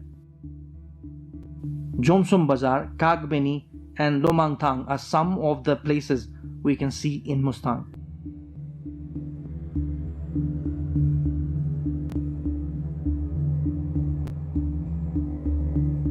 Manang is known for Tilichu, the lake at the highest altitude in the world.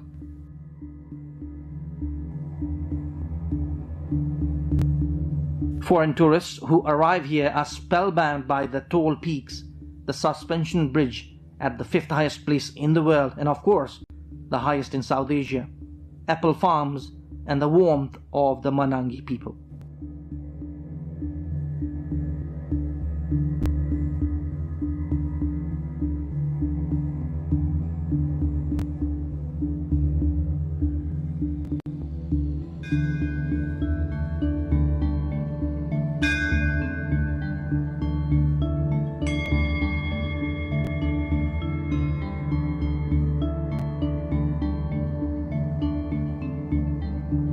Dorpatan Hunting Reserve is the only hunting reserve in Nepal. Established in 1987, it covers an area of 1325 square kilometers in the Dhaulagiri of western Nepal, spreading across Rukum, Magdi and Baglung districts. For those interested in gaming or hunting, this is the only destination. This area is the entry point of the Gorilla Trail, A day-long bus ride from Kathmandu to Burtibang or Baglung and a day's walk from there to Dhorpatan. Gandaki province is also the capital of homestay. The most famous and popular homestays are in this province. Nepal's first ever homestay, Sirubari homestay, is also in this province. Tourists flock this homestay in Sanja to experience the local culture and lifestyle. Homestay is a new concept for foreign tourists and a new alternative for domestic travelers.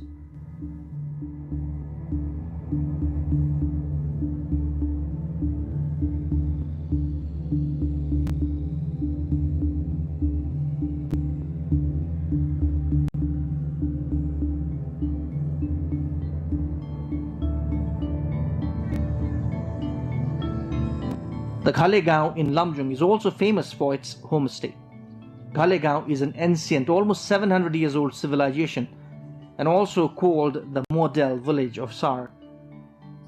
The main source of income for Ghalegaon dwellers is tourism.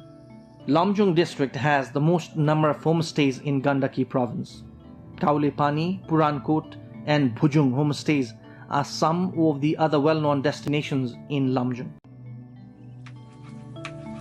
Homestays are popular because they not only provide accommodation and food at an affordable cost, but also give an opportunity to experience the rural life and culture.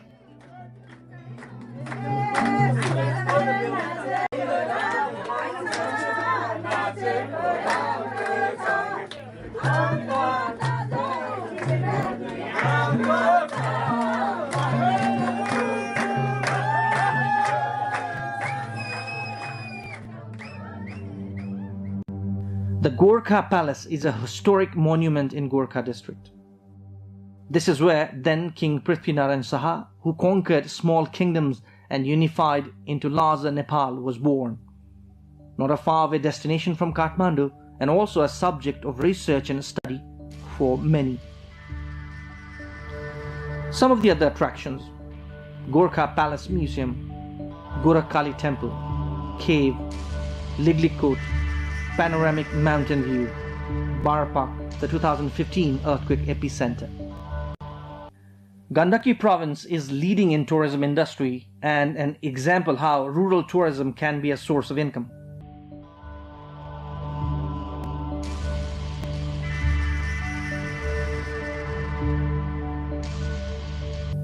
Bandipur is one such place where domestic as well as foreign tourists are seen round the calendar.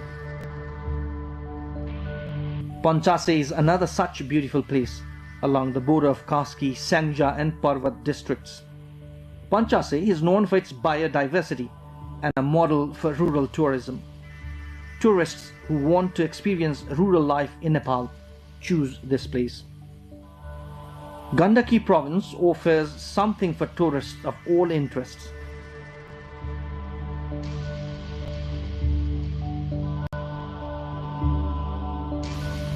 From a day to a month, you can spend your trip as per your interest in destinations of your choice.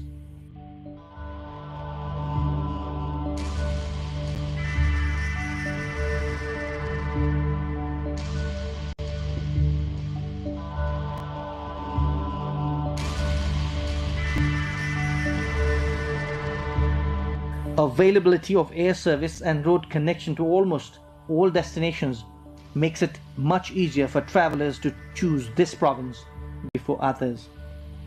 Adequate hotels and homestays, restaurants and eateries are ready to cater to travelers of varying need and interest.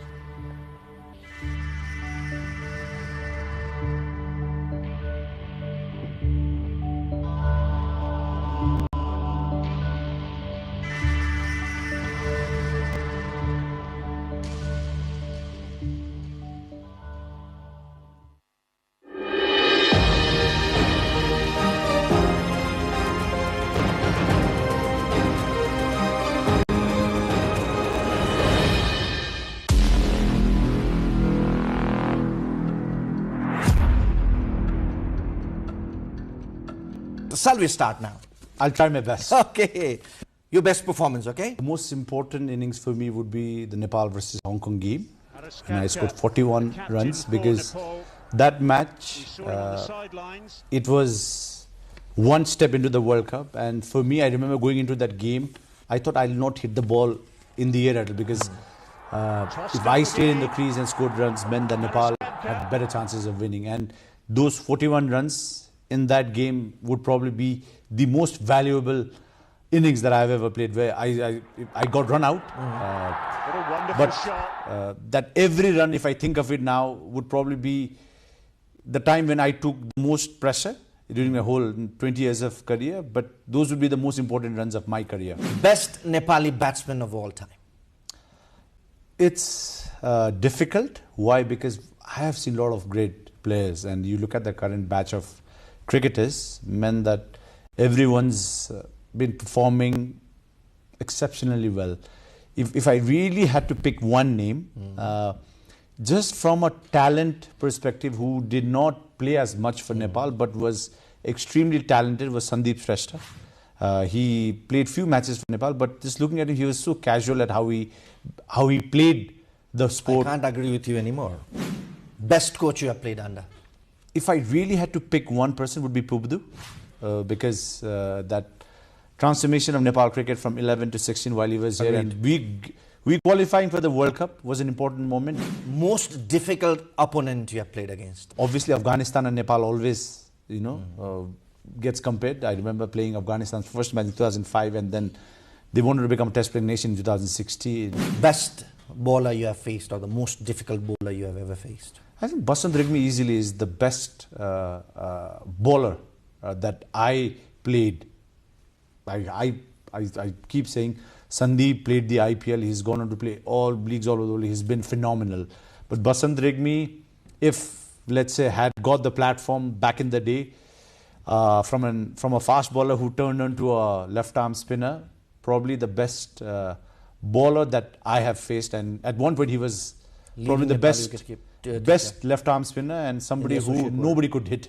Best upcoming talent? I think Gulshan Jha, the potential that he has as an all-rounder, and he's left-handed. Obviously, there's a lot more things that he needs to add up into his game, but he has potential to really grow into something. Best Nepali bowler? Would be Binod Das. I think he was probably the best fast bowler that I played. I mean, Sompal and Karan have carried the nation's burden for the last 10 years, but Binod Das was probably the best fast bowler. He was the leading fast bowler in the associate countries at his peak as well. 2014 T20 World Cup qualification or 2018 ODI status? It has to be the World Cup, and I really can't pick between the two. Why? Because the ODI status is important for the overall setup of how a cricket nation functions at the associate world, but qualifying for the World Cup and playing the World Cup meant that cricket became important to this nation. So I would definitely pick the World Cup. Best ever performance under your captaincy, Nepal's? 3 matches we played at the World Cup. 14 World Cup. Because at the global stage, we never played under floodlights. We went into Dubai a week ago. And also when you are young, I think we were a young team. We had no fears. We were a strong unit, backed by good coaching. Whatever that we had, we were happy about it. And that moment where we were presented in front of the world, we did not crumble. Playing against Hong Kong, playing against Afghanistan, and competing against Bangladesh, meant that that is when we made our first significant impact. So those 3 matches would probably be the best performance. But if you go through the Division 5, 4, 3-2 cycle, more. I mean, every tournament has its own story, and it's been an incredible journey. Best batsman in world cricket you admire? Has to be Brian Charles Lara. Got to see him in Nepal as well, so he was a genius. He was a genius. Best all-rounder in world cricket? Jack Callis, easily. All right. When you look at his batting stats, his bowling stats, there's no comparison to what he has achieved. Exactly. Best bowler in world cricket all time? Shane Warne. I'll probably say he's the greatest cricketer that played the sport. True. You are a big Aussie fan as well? I follow the Australian cricket team. Best captain in world cricket all time? If I really have to go back old school, it would have to be Stephen Fleming. Fleming was a great leader, left-handed batter, the Kiwi captain. Is still coaching the Chennai Super. A great cricket mind, and And even Ricky Ponting, if you think of the fact that he had to lead this team of gladiators and had to captain them, Steve Waugh led by examples day and day. But if I had to pick one person, if it's a name, Stephen Fleming. Although he didn't win championships, but had a lot of respect with everybody around and still does.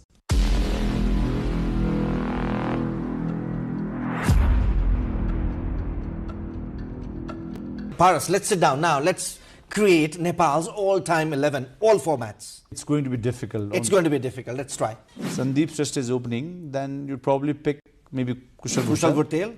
Slowly opening, fantastic. 2, then number 3 would be Gyanendra Malla. Superb.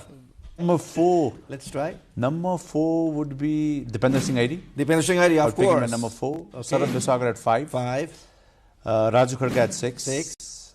Then, so Sakti Gauchan at 7. 7. Basant Ragmi at 8. 8. Sandeep Lamichhane at 9.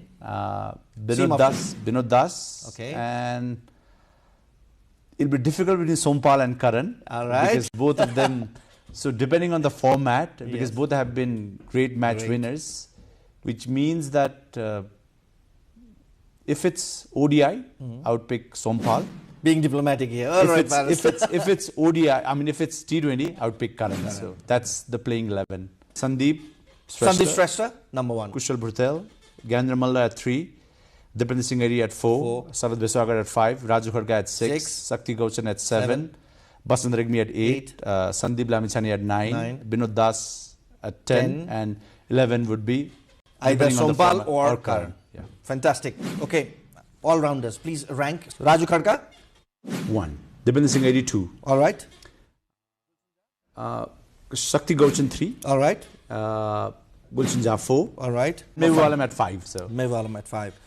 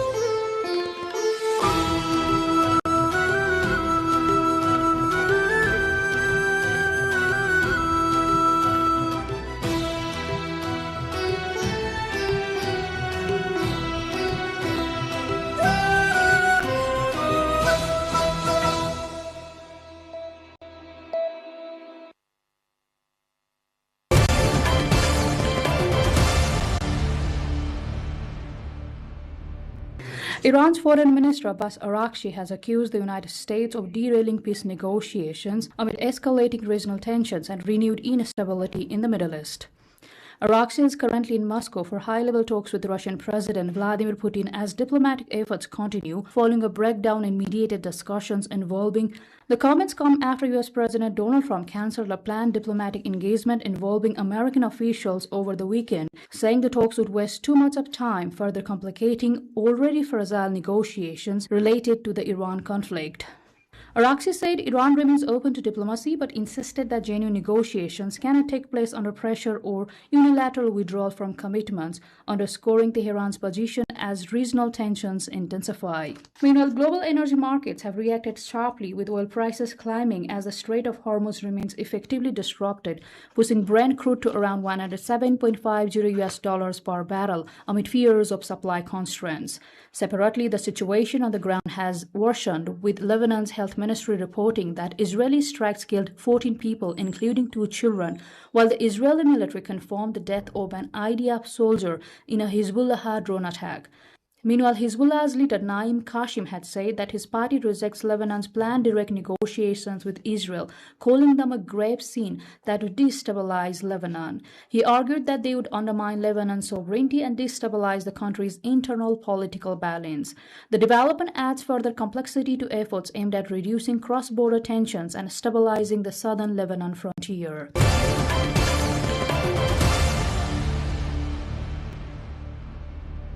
U.S. President Donald Trump has expressed strong support for the Secret Service following a shooting incident at a Washington, D.C. hotel on Saturday, saying the agents did an excellent job in neutralizing the attacker and securing the safety of senior officials and guests.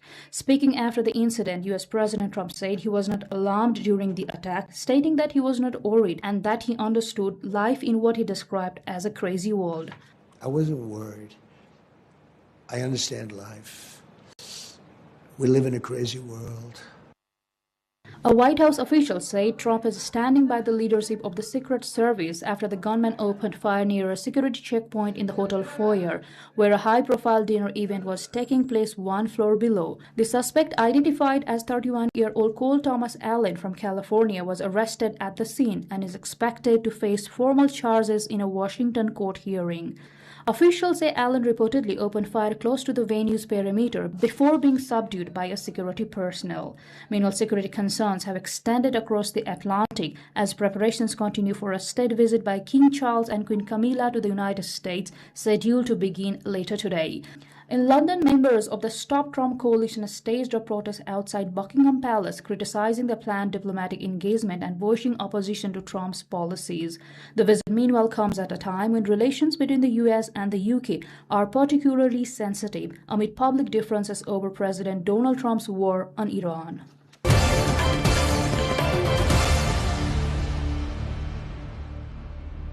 Around 60 countries have gathered in Colombia for a first of its kind international conference aimed at breaking a long-standing deadlock in global climate negotiations over how to phase out fossil fuels, the primary driver of global warming. The summit, hosted by Colombia's Environment Minister Irene Vélez Torres, brings together a coalition of nations seeking to move beyond the slow progress seen in UN-led climate forums, particularly the annual conference of the party's COP talks. Delegates are expected to push for clearer timelines and stronger commitments to transition away from coal, oil, and gas, an issue that has repeatedly stalled negotiations at COP summits due to divisions between major fossil fuel producers and vulnerable nations demanding urgent action. Colombia has positioned the conference as a platform for ambitious climate leadership, aiming to build consensus among like-minded countries and accelerate efforts to limit global temperature rise. Officials say the outcomes could influence future UN climate discussions and increase pressure on larger emitters to adopt firmer phase-out strategies. The meeting comes amid growing scientific warnings that without rapid reductions in fossil fuel use, global climate targets risk slipping out of reach, intensifying extreme weather events and environmental impacts worldwide.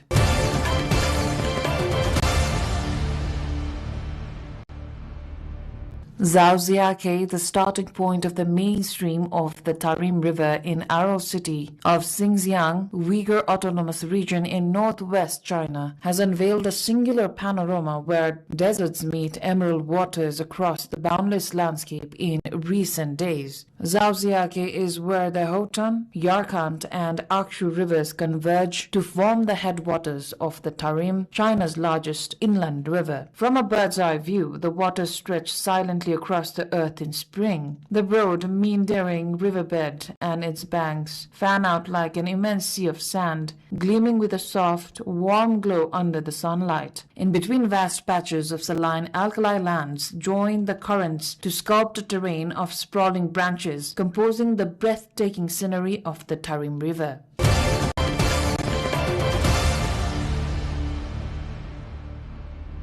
A rare spring snowfall has blanketed Moscow, disrupting transport operations, triggering flight cancellations and causing damage as heavy unseasonal snowfall has brought down trees across the paths of the capital. The unusual weather event has prompted the Russian Meteorological Center to issue an orange-level weather alert for the city, warning of hazardous conditions.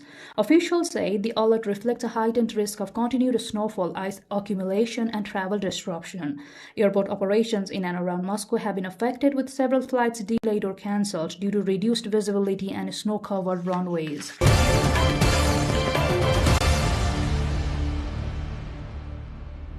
South Korea's Navy and Marine Corps have launched large-scale landing drills in the southeastern coastal city of Pohang in a show of joint operational readiness.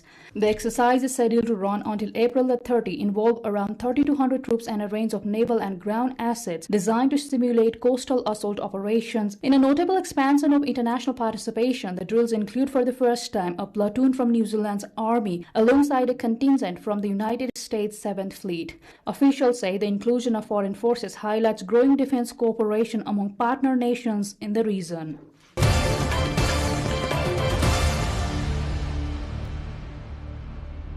Inside the UNRWA school in the Nusrat refugee camp, now repurposed as a shelter for dozens of displaced families, music continues to echo through corridors that have been transformed by crises. Within the crowded facility, musical ensembles from the Edward Said National Conservatory of Music in Gaza have resumed daily rehearsals, using limited space to practice instrumental and vocal pieces despite severely constrained conditions. The school, originally intended for education, now serves a dual function as both a refuge for displaced residents and a rare cultural space where artistic activity persists. The rehearsals provide an outlet for expression amid ongoing hardship, allowing participants to engage in structured musical education, even as conflict-related disruptions have limited regular access to classrooms, instruments, and collective practice environments. Despite overcrowding and uncertainty, participants continue to gather in small groups to rehearse traditional and contemporary pieces. Instruments such as the oud remain central to these sessions, accompanying vocal performances that emphasize continuity of artistic tradition. Performances often center on themes of childhood, identity, and resilience, with many songs reflecting cultural heritage and lived experiences in the Gaza Strip.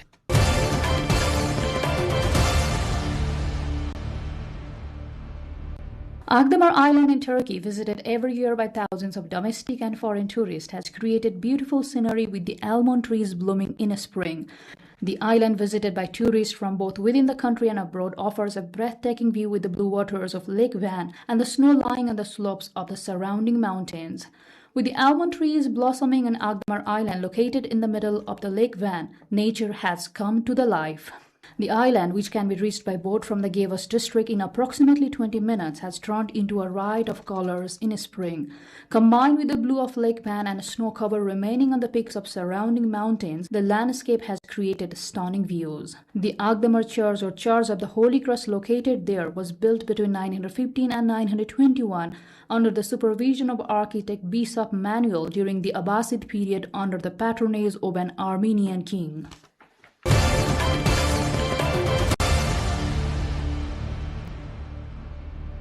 A Sumatran orangutan has been recorded crossing a purpose-built canopy bridge for the first time, marking a significant milestone in conservation efforts aimed at reducing human-wildlife conflict on the Indonesian island of Indonesia, according to a wildlife NGO. The bridge was constructed over a tarred road in an effort to reconnect fragmented forest habitats and allow endangered primates to move safely between treetop corridors without descending to the ground, where they face risks from vehicles and habitat encroachment. Conservationists say this is the first documented instance of the species using such infrastructure, describing it as a world first for Sumatran orangutans. While other arboreal species, including gibbons and long-tailed macacos, have previously been observed using the crossing, researchers emphasize that the orangutan's use of the bridge is particularly significant due to its endangered status and slower adaptation to modified environments. Wildlife experts involved in the project say the development highlights the potential effectiveness of canopy bridges in restoring habitat connectivity in heavily fragmented rainforest regions where roads and plantations increasingly divide ecosystems.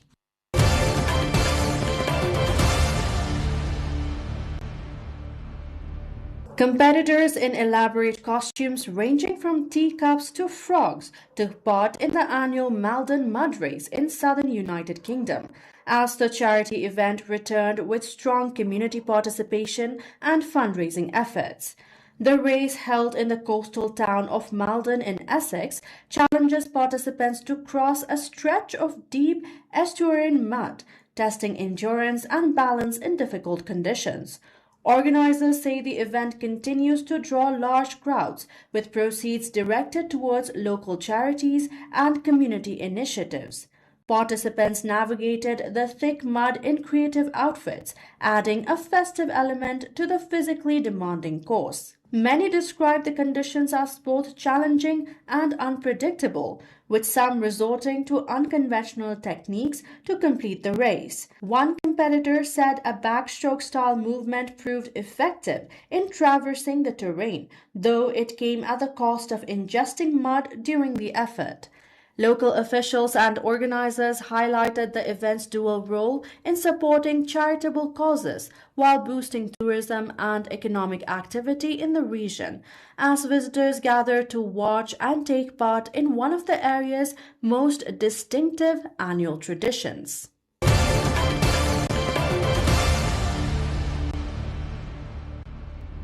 Commemorations marking the Hung Kings Commemoration Day were held nationwide over the weekend, with ceremonies and cultural activities taking place simultaneously across multiple localities in Vietnam. In Ho Chi Minh City, leaders and residents gathered at the Hung Kings Memorial Temple to offer incense in tribute to the nation's legendary founders. The ceremony followed traditional rites, drawing large numbers of participants from the city and surrounding southern provinces. Residents attending the event described it as an opportunity to pass on cultural values and historical awareness to younger generations, reinforcing a shared sense of identity and continuity. Similar ceremonies were held in Kanto, where local authorities and citizens conducted incense offerings and presented symbolic gifts at the city's Hung Kings Temple, underscoring respect for ancestral origins. In Kamu Province, commemorations took place in Tri Phai Commune, combining traditional rituals with messages of unity and resilience as communities reaffirmed commitments to national development. Meanwhile, in Dong Thap Province, events at the Dong Thap Museum featured both ceremonial observances and cultural programming, including folk heritage activities and exhibitions highlighting regional history and transformation. Officials said the coordinated nationwide observances reflect the enduring significance of the Hung Kings in Vietnam's cultural and historical consciousness, while reinforcing national solidarity and continuity.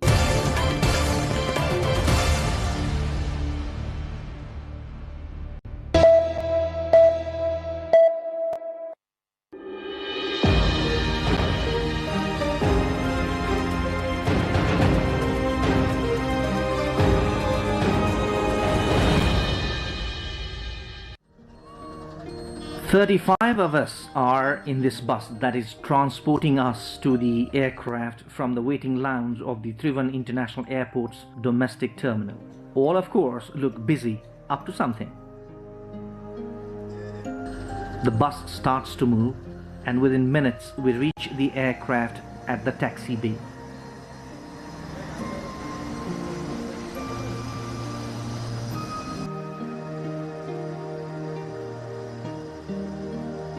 We start boarding the aircraft one by one, to the warm welcome of the air hostess. The aircraft looks fully boarded for the flight to Chandragarhi Airport of Jhapa. However, our final destination is the famous Pathivara temple in Thatch-free district.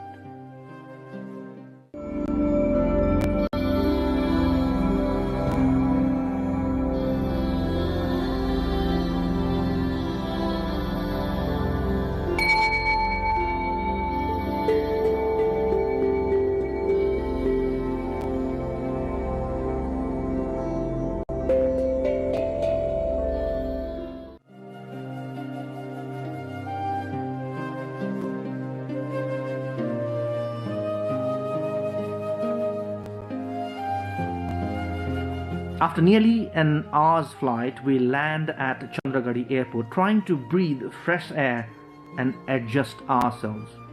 Our camera crew takes the opportunity to capture some unique local artifacts seen at the airport. As we wait for our vehicle outside, we have time to see the local lifestyle.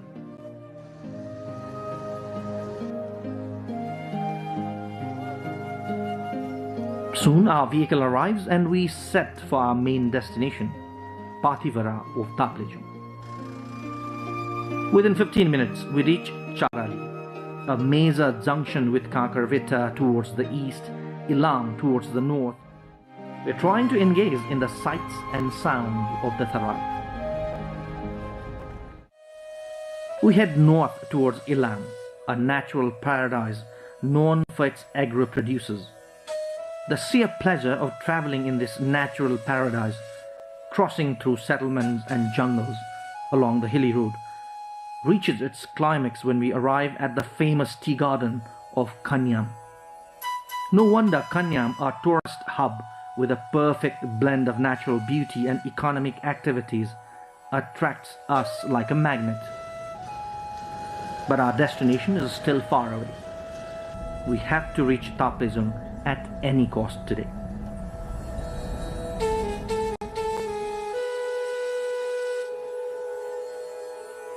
After another 1.5 hours, we arrive at district headquarters of Ilam. It's a weekend day, Saturday, and the main market area is quiet. The very short time we spent enjoying the beauty of Ilam Bazaar was not enough, but we had to move on. It was almost dusk when we reached the highest point along the Mechi Highway, Rake Bazaar, along the border of Ilam and Pasthar districts. A beautiful small hamlet known for its local producers. Rake is pretty windy, maybe because of its height, and we all feel a bit cold. However, this does not stop us from enjoying the local specialities. Our team moves on knowing that if we do not reach Thatch-free today itself, our entire itinerary will suffer. It's dark now, and we are still on the roads, still at some distance. We cross the Fidim Bazaar, district headquarters of Pasthar, but cannot see it properly as it was already dark. However, how can one forget the beautiful Fidim Bazaar and its red soil? Our caravan moves on irrespective of the time, and we are determined to reach Thatch-free today at any cost. It was 11 p.m. when we reached Phungling Bazaar, the district headquarters of Thatch-free. Early in the morning, the next day, once again we start our journey to the revered shrine. We were aware that a regional fair was taking place in Thatch-free. The bazaar area has been decorated like a bride. There seems to be a competition among the locals in every nooks and corners of the city to decorate their place as the best. A large fair is going on at the open field with numerous cultural pageantries. The whole area is scenic and lively. However, we left Phongling Bazaar early with a promise to enjoy the place when we return from Pathivara. After nearly an hour's ride along the gravelled road, we arrive at Kafle Pati. This is the last destination till which we can have a ride. Now all on foot till we reach Pathivara. We are exploring Kafle Pati and the beautiful hill of Manavara behind Pathivara in the early morning sunlight. That hill is called Manavara, meaning a filled mano, or an ancient device to weigh grains, for its sheer resemblance. It looks a difficult place to reach. Thankfully, we have no intention of going there either. A few travelers apart from our team are also with us. The uphill climb for about 5 hours is waiting for us now. Long winding steps of rock lead us to the temple. The uphill walk of the stairs takes more than half an hour to reach Baldara. It's a small hamlet and resting place for travelers. We meet a group of youths who are returning from the temple. These jolly youths with guitar seem to have enjoyed a very musical trip to the temple. We also enjoy their music for some time. One of the many ways to forget our fatigue.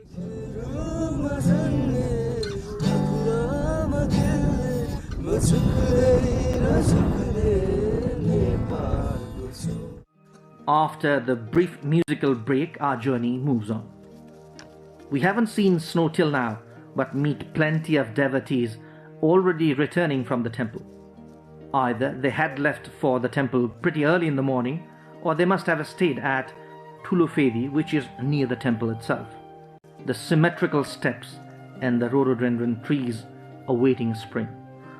Away from the hustle and bustle and pollution of the town, Pathivara is a serene and virgin destination. We try to listen to the experience of some of the devotees despite our fatigue.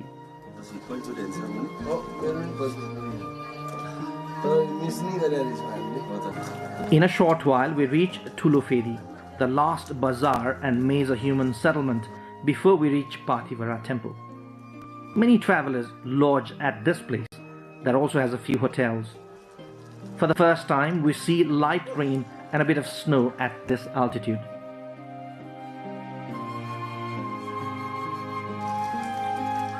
This beautiful bazaar has its own beauty as well as sorrow. This is a small trade center and lodging place for travelers. अब कोही झापा, कोही काठमाडौँ, कोही अब उता America, कोही त्यस्तै युकेहरु अब यतै नेपालको मान्छे नि हो आउने त. त्यसरी आउनुहुन्छ. हजुर. तपाईले टेन्ट पनि राख्नु भएको छ नि हैन? टेन्ट राखेको. किन राख्नु भयो? टेन्ट अब रुम हाम्रो थोरै छ, त्यही भएर टेन्ट राखेको हो. टेन्टमा पनि यसो छ त भनेर. After a warm cup of tea in the cold weather, we resume our uphill walk to the temple. We see a huge copper gate made of all the copper utensils offered at the temple. Whoever are the lucky ones to have their offerings in the gate, it definitely welcomes the devotees first. A few meters away comes the temple of Kanchi Mata, or the youngest mother. Kanchi Mata is believed to be the youngest sister of Pathivara deity. We stop for some time at the temple, heavily covered by snow.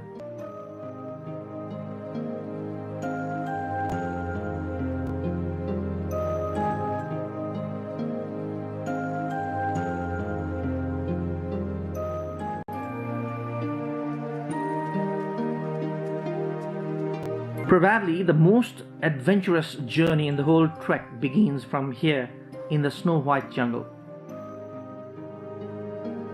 The trees have bloomed in white snow. The path is covered by snow, and the travelers of all age group marching ahead with equal enthusiasm. Every traveler is carrying something to eat like roasted corn, grams, and ginger to minimize the risk of altitude sickness, as the uphill walk leads to higher elevation.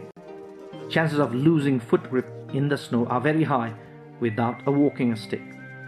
Walking sticks are provided free of cost by the hotels, given that you promise to return them. The people here are very helpful. Despite the stony steps to climb, they are fully covered in snow. We continue our enjoyable journey forward, sometimes losing our foot grip and trying to forget our fatigue. It took us around 4 hours to reach the temple premises. The gate welcomes us a bit ahead. There are a few structures built here for those who want to make an overnight stop. Only the structures offer shelter, and the travelers have to manage the rest themselves.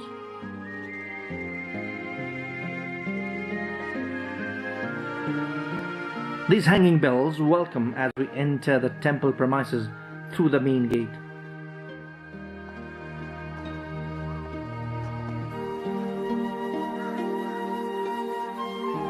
Inside the temple premises, one feels as if this is the capital of a pristine natural paradise.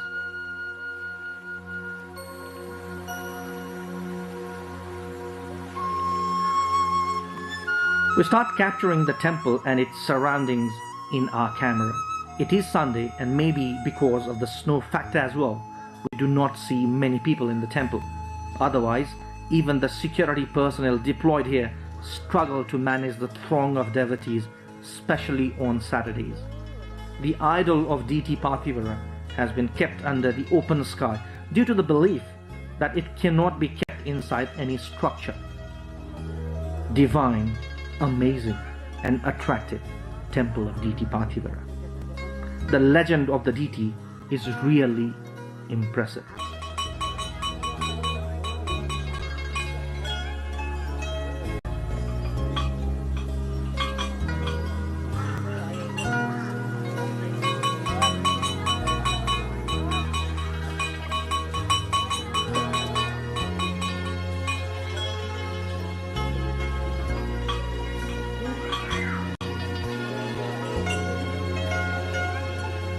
Even small natural artifacts, otherwise not notable, create great impressions in our memory during trips like this.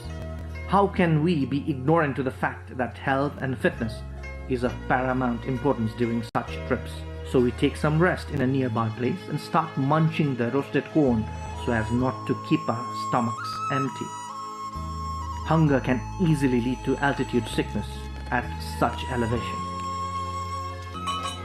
People offer copper utensils including oil-fed lamps, tridents, with the belief that their wishes would be fulfilled. We also noticed devotees offering prayers at the never-extinguished flame at the temple.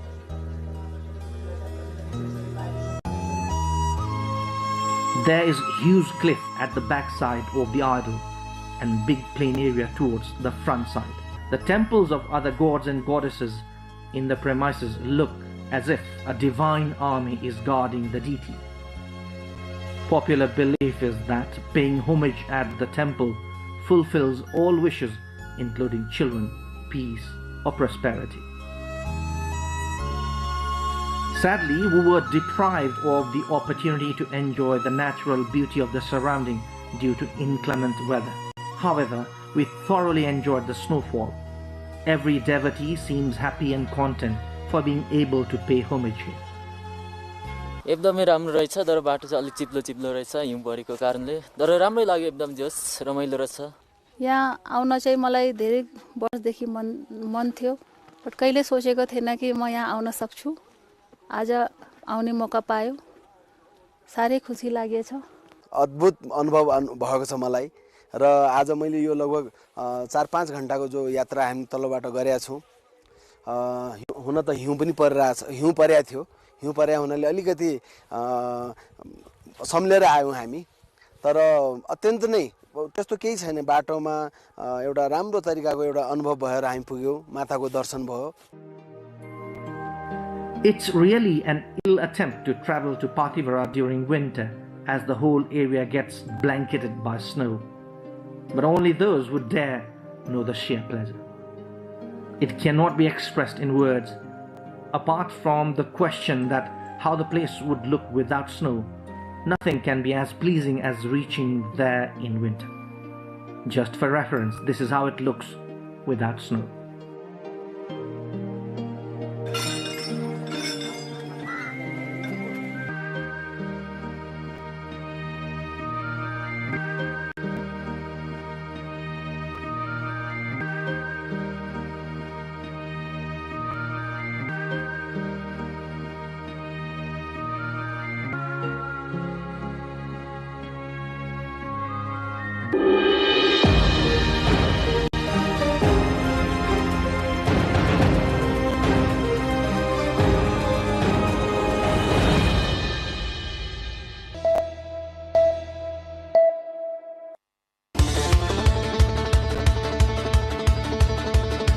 कसैले पनि अब व्हीलचेयरमै चाहिँ bungee गर्नुभएको छैन। अहिले चाहिँ I am very excited.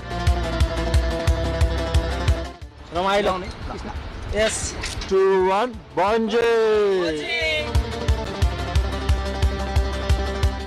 Different आइडियाहरू हुन्छ हाम्रो, जस्तै अब खुट्टामा लगाएर नर्मली जम्प गर्नुपर्ने, उहाँहरूले चाहिँ हामी बडीमा मात्रै लगाएर जम्प गराउँछौँ। Let's go.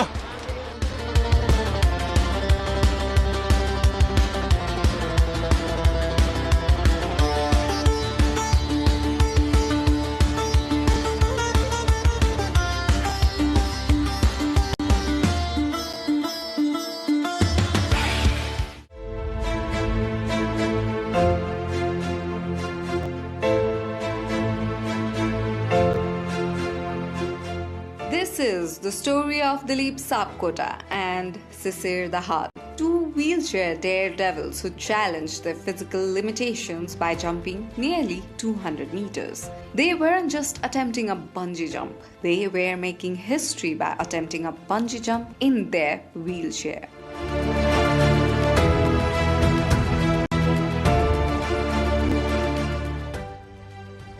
The location was the famous The Last Resort, offering adventurous thrill over Bhotekosi River in Sindhupalchok district of central Nepal.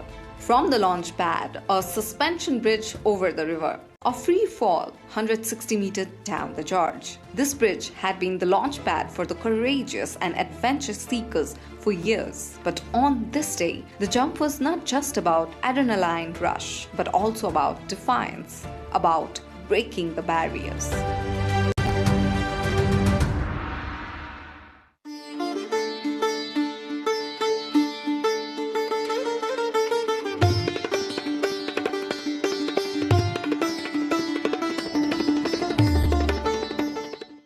Dilip, a fierce advocate for inclusive tourism, has spent years pushing boundaries, paragliding, ziplining, even bungee jumping without a chair. म अपङ्गता भइसके पछाडि म आफूलाई कसरी refresh बनाउने त, म आफै चाहिँ कसरी ह्याप्पी हुन्छु भनेर आफैले आफैलाई बुझ्दाखेरि चाहिँ मैले घुम्दा ट्राभलहरू गर्दा एडभेन्चरहरू गर्दा अझ म बढी आफै खुसी भएको पाएँ। अनि त्यस पछाडि चाहिँ मलाई बन्जी, मैले प्याराग्लाइडिङहरू गरेँ। प्याराग्लाइडिङहरू गरिसके पछाडि बन्जी पनि गर्नुपर्छ भन्ने लाग्यो अनि मैले बन्जी गरेँ।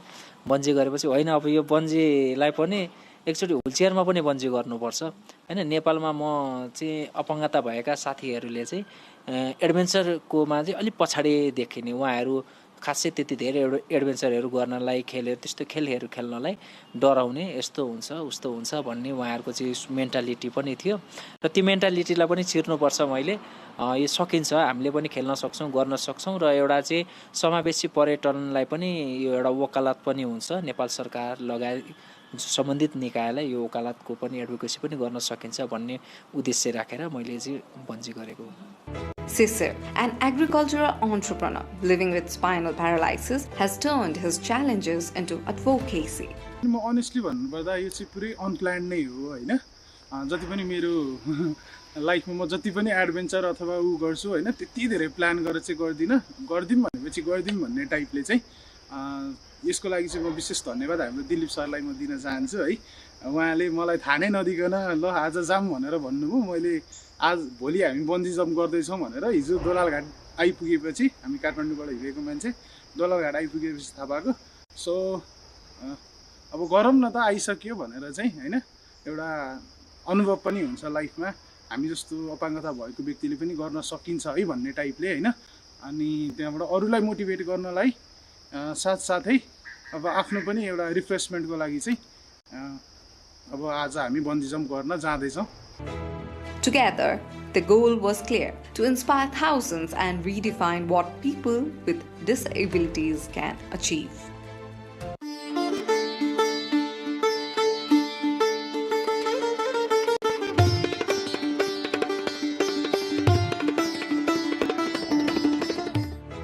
A wheelchair bungee jump was no ordinary feat. It demanded innovation, precision, and absolute commitment. The team designed a secure rigging system, checked every bolt and knot, ensuring the wheelchairs and harnesses could withstand the extreme forces. Setup अब खासै त्यस्तो different त होइन, उहाँहरूको अब special अलिकति समस्या भएर त्यो अनुसारको सेफ तरिकाले गर्ने अर्को डिफ्रेन्ट आइडियाहरू हुन्छ हाम्रो। जस्तै अब खुट्टामा लाएर नर्मली जम्प गर्नुपर्ने, उहाँले चाहिँ हामी बडीमा मात्रै लाएर जम्प गराउँछौँ। सो खुट्टामा चाहिँ केही पनि प्रेसर पर्दैन, ढाडमा पनि कम प्रेसर पर्छ। सो त्यसरी गर्दा चाहिँ उहाँलाई एकदम कम्फर्टेबल हुन्छ। अनि प्लस अब उहाँले अब तल गएर तान्नुपर्ने हुक गर्नुपर्ने कुराहरू हुन्छ, सकेसम्म उहाँहरूले ट्राई गर्नु भएन भने हामी एकजना रेस्क्यु स्ट्यान्ड बाई हुन्छ। अनि त्यसको लागि चाहिँ हामी अलिक प्रिपेयर गरेर गर्नुपर्ने हुन्छ। अब सेफ्टीको हिसाबले अलिकति डिफ्रेन्ट तरिका चाहिँ अपनाउनु पऱ्यो हामीले। This was not a stunt, it was proof that adventure can be made accessible. 34औं अन्तर्राष्ट्रिय अपाङ्गता दिवस हो। सो यो अपाङ्गता दिवसकै दिनमा चाहिँ के एउटा चाहिँ एडभेन्चर गरौँ हैन। अब कसैले पनि अब हिलचेयरमै चाहिँ बन्जी गर्नुभएको छैन, त्यसको लागि पनि एउटा चाहिँ पहिलोचोटि गर्दै हेर अरू साथीहरूलाई पनि एउटा चाहिँ इन्करेज गरौँ भन्ने चाहना हो खास। At the edge of the platform, silence fell. Dilip rolled forward first. The count began.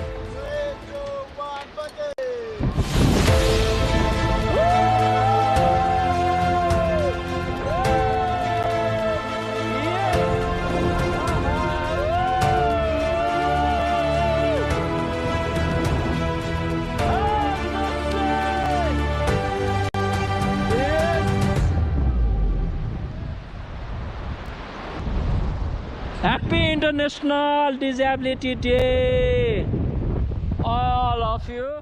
A symbol of confinement transformed into a vessel of freedom, probably the first ever wheelchair bungee jump in Nepal. Promax bungee! खासै अहिले चाहिँ पुरा म normal चाहिँ एकदम चिलमा छु हैन। अब यहाँ हाम फाल्दाखेरि चाहिँ कस्तो हुन्छ, म हाम फालिसकेपछि अनुभव सुनाउँछु। अहिले चाहिँ I am very excited. I am going to do something for myself हैन। I am going to do my first bungee of my life. So I'm very excited. Then came Cecir's turn. With equal determination, he embraced the drop. Well, let's go.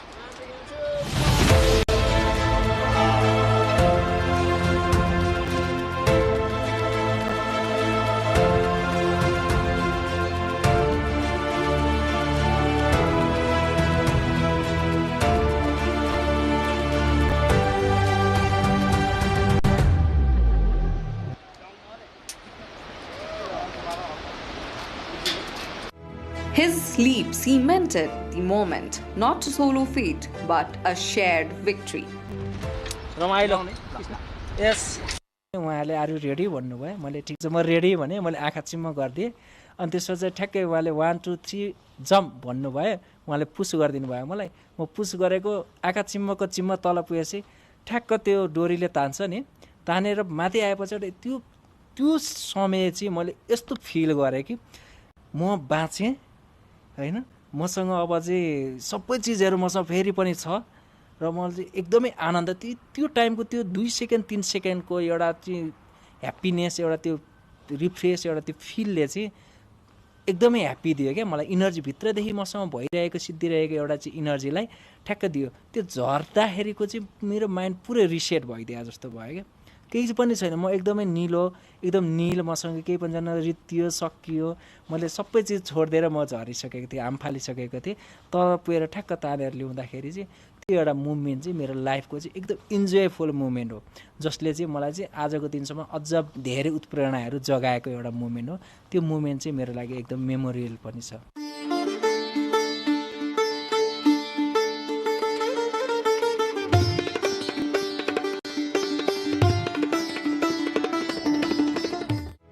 Dilip and Cecir's jump was more than a thrill. It was a loud scream demanding change, a call for accessible tourism.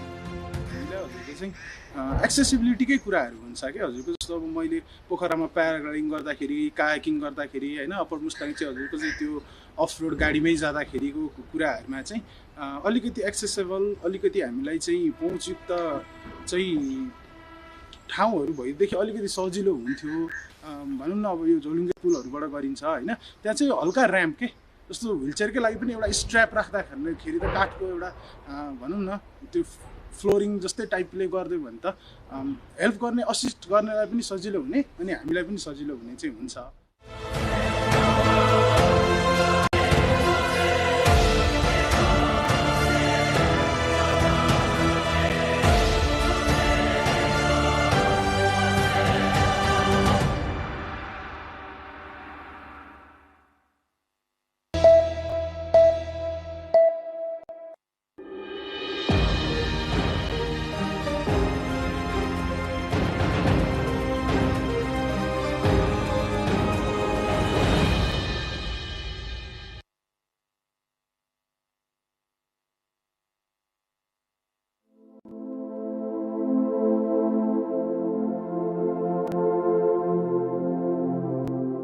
A city known for its legacy, Kirtipur.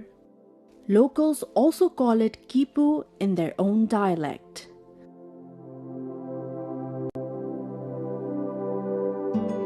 It is the largest ancient settlement after Kathmandu, Lalitpur and Bhaktapur.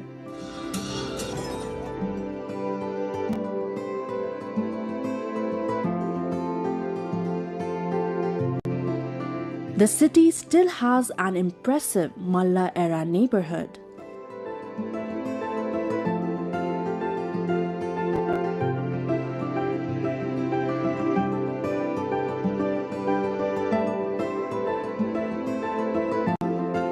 It is also home to Taudaha, the largest lake in the Kathmandu Valley. There are temples, monasteries, bihars, and stupas for both Hindu and Buddhist devotees, along with countless festivals and ritual celebrations that altogether give Kirtipur its distinct and special character.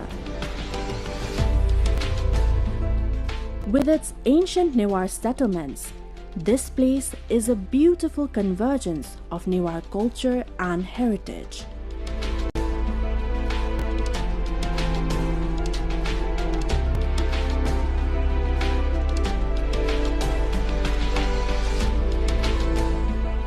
The 2nd century settlements here, the temples and the stupas, along with the legends and faiths surrounding them, are fascinating. Situated beside the Kathmandu Valley, which once was a natural lake itself, Kirtipur developed as a flourishing hub of early settlement and culture. Because of this, the area is exceptionally valuable for historical and cultural study. A long time ago, the children of Kirtipur's farming families apparently made a clay tiger to play with while herding sheep and goats. To make that tiger look even more lifelike, they wanted to add a tongue. So they left their sheep and goats nearby and went into the forest to gather leaves for it. Upon returning, the children found their sheep and goats missing. And when they investigated, the clay tiger opened its blood-red mouth and claimed to have eaten the animals. Apparently, what had happened was that the deity Bhairav, a Hindu deity, had entered the clay tiger. In their anger, the children then cursed the clay tiger so that its mouth would remain perpetually open. This is the famous legend behind the Bag Bhairav temple, as remembered by the residents of Kirtipur. Bag Bhairav is the revered deity of Kirtipur's residents. Situated in Kirtipur, this temple is accompanied by several smaller temples, many of which can be traced back to the 2nd century according to the historical records. Among them are temples dedicated to Yamaleshwar, Narayan, Bhavani Shankar, Ramchandra, Manavinayak, Vishwakarma, Sridhar Vishnu and Mool Ganesh, all of which were constructed in the 2nd century as per many inscriptions.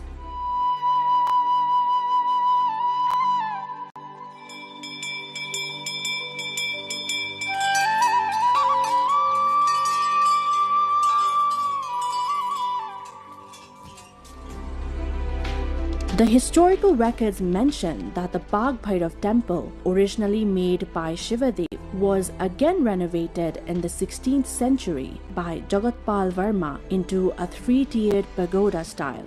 This makes the temple a central attraction of Kirtipur.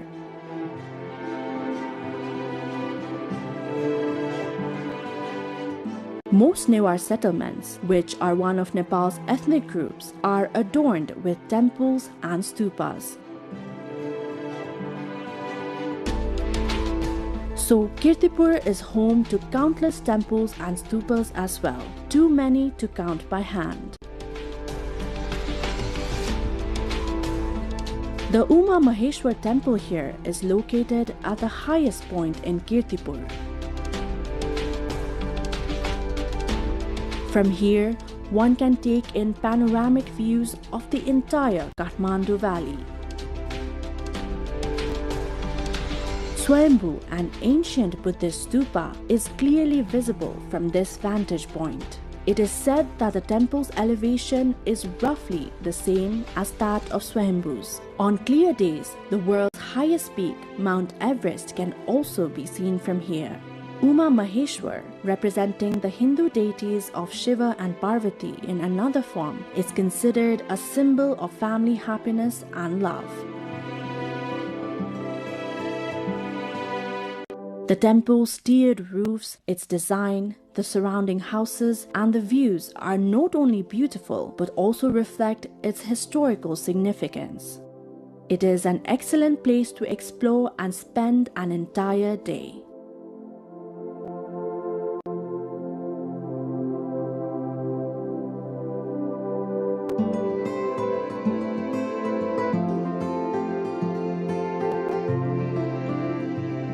Kirtipur is special not only for Hindu devotees but also for Buddhists.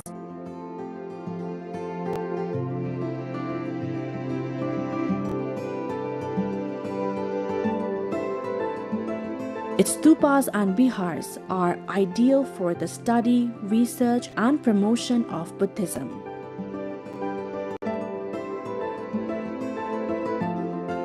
The Chilancho Stupa, located atop the hill, is said by historians to have been built during Emperor Ashok's visit to Nepal.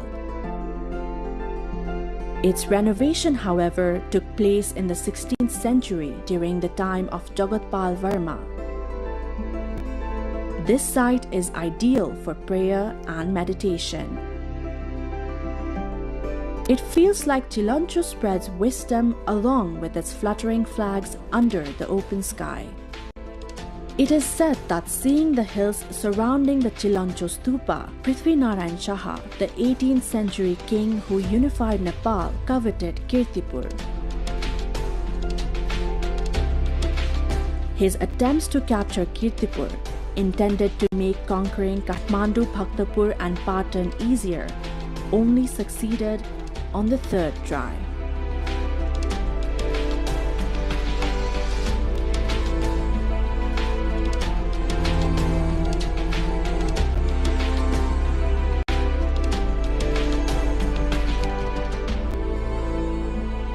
Facing south is Ratnasambhav, mounted on a horse and showing the Varad Mudra, which is a gesture of generosity and granting boons.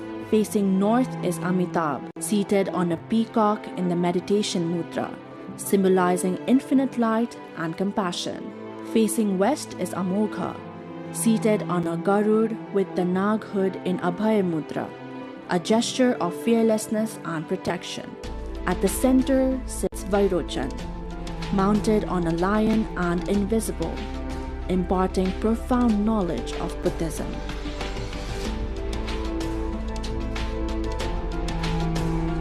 The presence of these 5 Buddhas is believed to guide those who have lost their way, whether it is in spiritual seeking or in travel.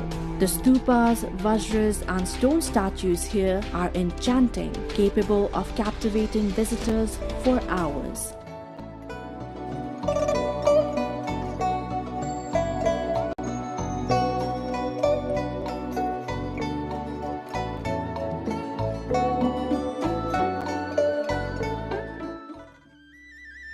In Panga of Kirtipur, there is a cremation site. The deceased of the Panga community are cremated here, but this place is different from others. According to local tradition, one cannot stay behind after setting the body on fire.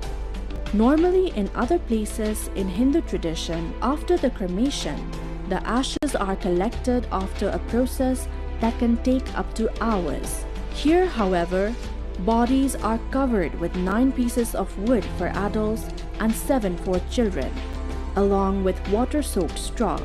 Then the fire is lit before it is time to leave the site. This tradition is only for the people of Panga. Next to the burial ground stands the Vishnu Devi temple, one of the several Shakti Peeth or sacred power sites of the people of Kirtipur. This stupa houses the Pancha Buddha, the depiction of 5 knowledge of Buddha. Facing east is Akshobhya, mounted on an elephant and with earth-touching gestures. The area is peaceful and known for its spiritual atmosphere. Kirtipur is not only famous for its monasteries and chaityas, it is also rich in history and culture. This place is known for its year-round festivals, rituals, and vibrant cultural way of life. Among the important festivals are the Satgaunle Jatra, Gai Jatra, Bagh Bhairav Jatra, and Indrayani Jatra.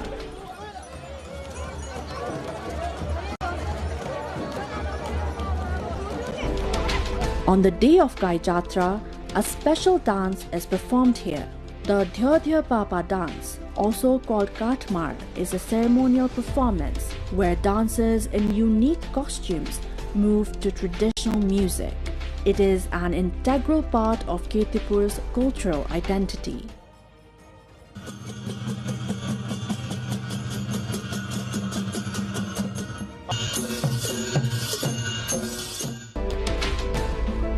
Here, visitors can also find various hotels, homestays, and Newari restaurants.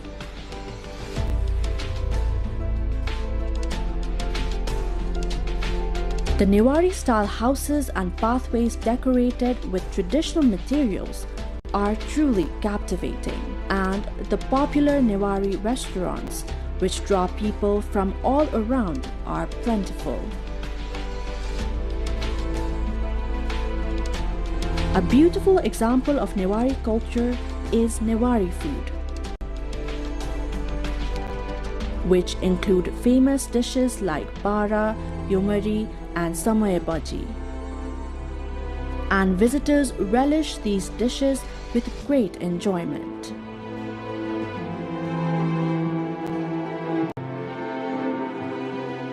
Just before entering Kirtipur, you arrive at another beautiful spot, Taudaha. Known for its environmental, cultural, and religious significance, this pond stretches about 500 meters in length and 400 meters in width. It is said to be shaped like a funnel.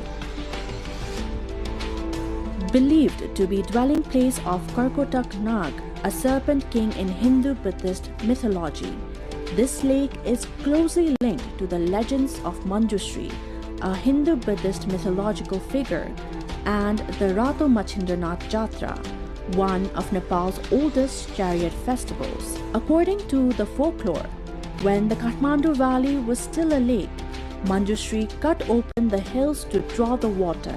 The serpents living there were left without a home, so Bhimsen, a powerful heroic figure in Nepali folklore, created Taudaha to shelter them. The famous photo or vest displayed during the Rato Machindranath Jatra also traces its origins to Karkotak Nagraj and Taudaha.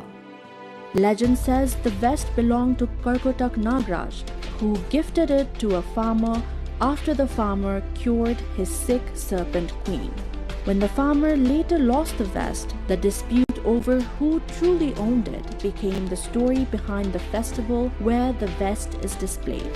Taudaha is rich not only in religious and cultural significance but also in biodiversity. The area is home to 38 species of plants, 36 species of insects, and 116 types of birds. Swans gliding across the lake, birds perched in nearby trees, colorful fish swimming below, and small snakes seen occasionally along the banks. All of it make it easy to lose track of time while observing this vibrant ecosystem. In winter, birds migrate here from Siberia, Mongolia, and Tibet to escape the cold. Species such as lahari, kalihas, khoya, malak, and birds like great cormorant and Indian pond heron are also found here at Taudaha.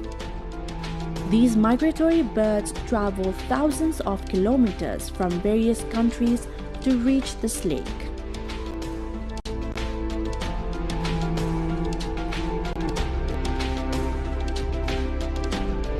As a wetland area, Taudaha hosts water, land, vegetation, aquatic animals, amphibians, and other wildlife all in one place.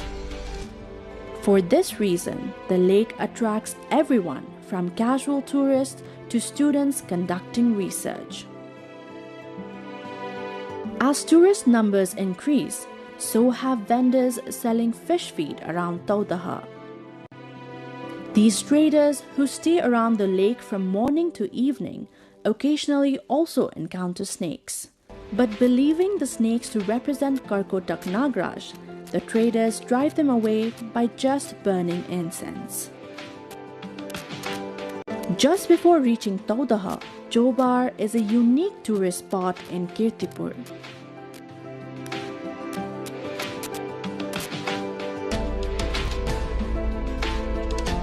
Manjushri Park here is one of the popular picnic destinations. The cave, Jobar Gorge, Suspension Bridge, Jalvinayak Temple, and Adinath Lokeshwar Temple are all must-visit sites.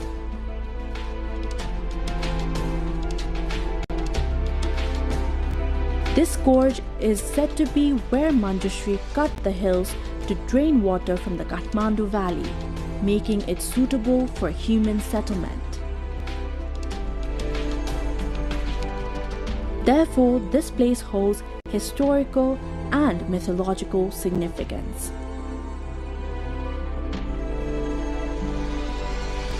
Jalvinayak Temple is located along the Bagmati River.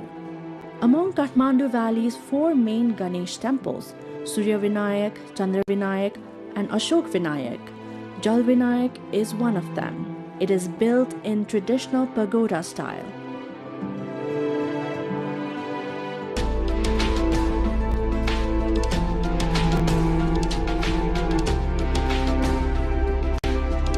Toran or archways, tudal or roof struts, and gajur or pinnacles enhance its architectural beauty. So this temple is significant both for religious faith and for historical and architectural value.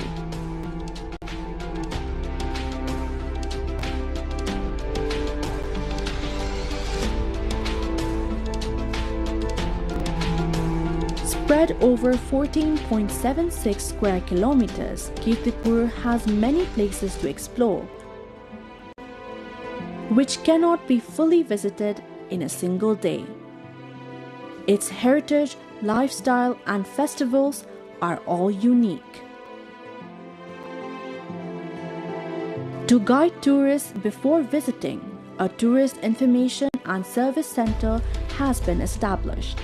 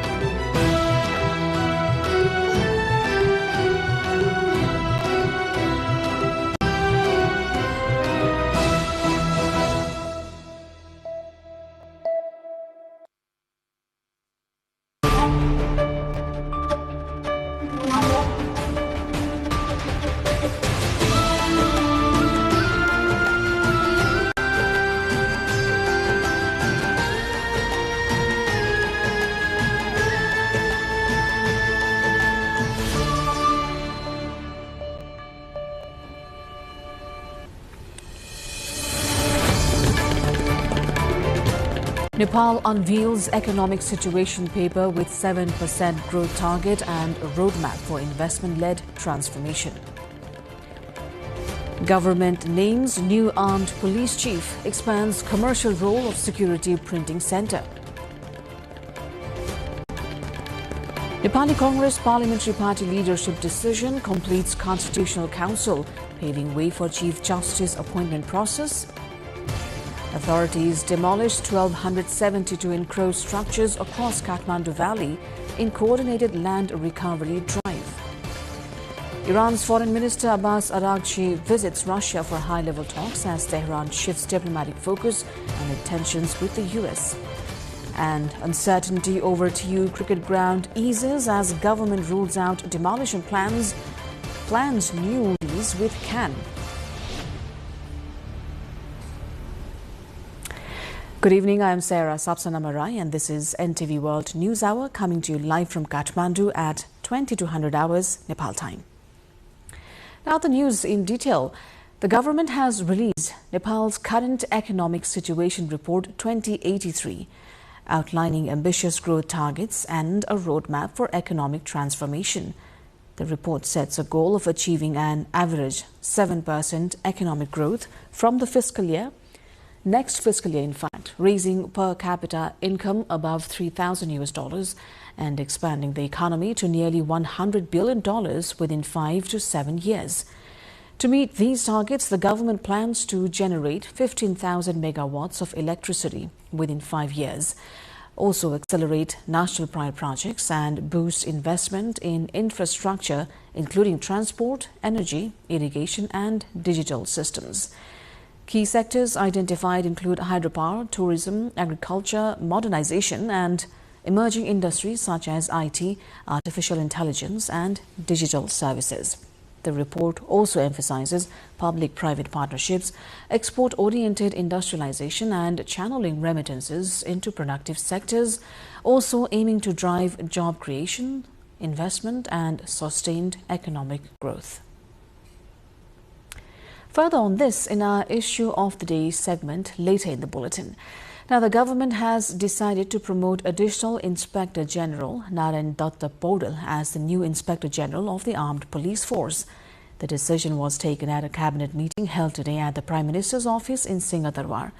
Government spokesperson and Minister for Education, Science and Technology, Sashmit Pokhrel, also announced the Security Printing Center will now be included in the list of public entities allowed to compete with the private sector, with a notice to be published in the National Gazette.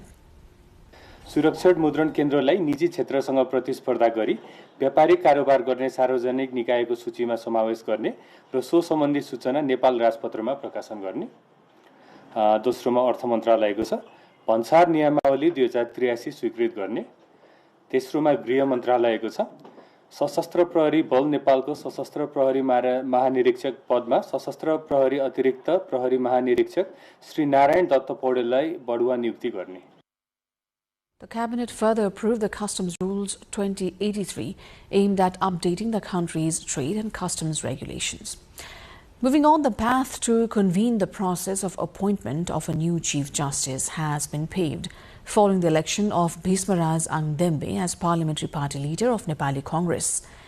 His election completes the representation of the main opposition within the Constitutional Council, enabling it to function with full membership.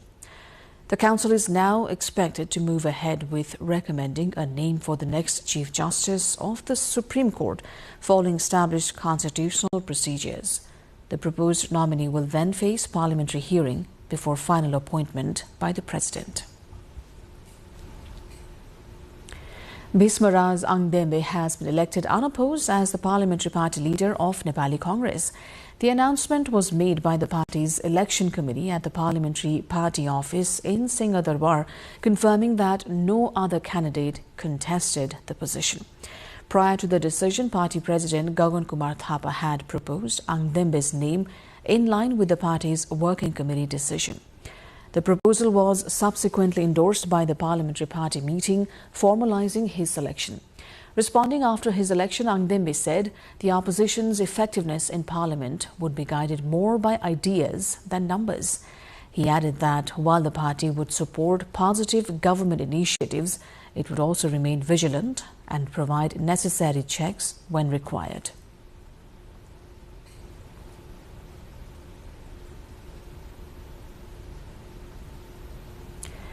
Authorities have demolished over 1,270 houses and also temporary structures built on encroached public land across Kathmandu Valley as part of an ongoing land recovery drive. The operation was carried out in Thapathali, Gaurigaon Baneshwar, Jadiburi and Manohara in Bhaktapur over the past 2 days, involving multiple security agencies and local authorities. Police say around 1,650 structures were identified, with most already cleared, although some concrete houses still remain in certain areas. In Manohara, demolition was briefly halted due to rain but is expected to resume shortly. Officials confirmed that displaced residents have been relocated to safer locations with temporary shelter arrangements provided as the campaign continues. More on this in our cover story.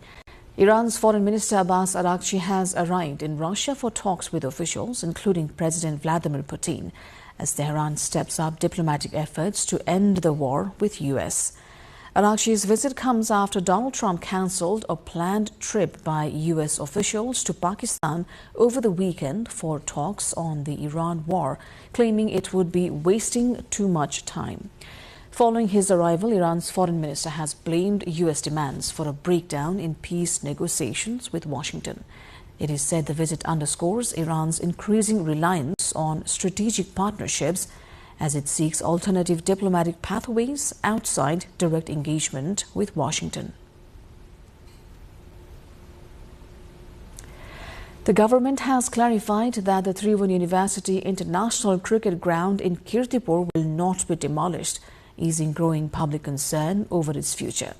Speaking at a cabinet briefing, Education, Science and Technology Minister Sashmit Pokhrel said a new lease agreement will be reached between TU and the Cricket Association of Nepal to ensure continued use of the historic venue.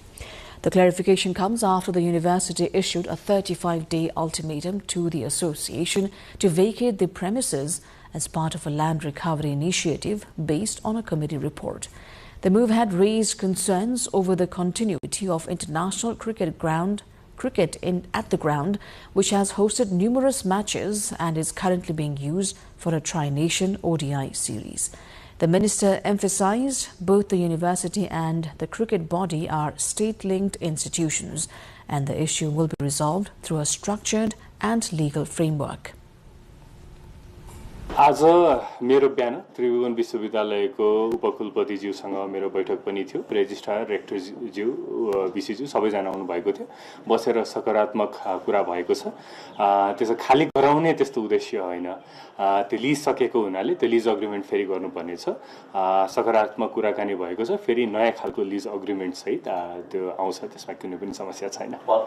भत्किन राज्यको यत्रो लगानी भएको छ। तपाईले भनेको जसरी नै दुईटै राज्यकै निकायहरू हुन्, त्यसले गर्दाखेरि त्यस्तो भत्किने गर्ने हुँदैन। लिज सकेको लिजलाई फेरि एकचोटि नयाँ अग्रिमेन्ट चाहिँ गर्नुपर्छ। Nepal charts a bold new course. Coming up, the government's 2083 economic blueprint alongside a massive energy strategy aiming for 24,000 megawatts of electricity. Plus, Balinder Shah marks 30 days in office with high-profile corruption probes and a radical overhaul of the nation's bureaucracy. All the details when we return.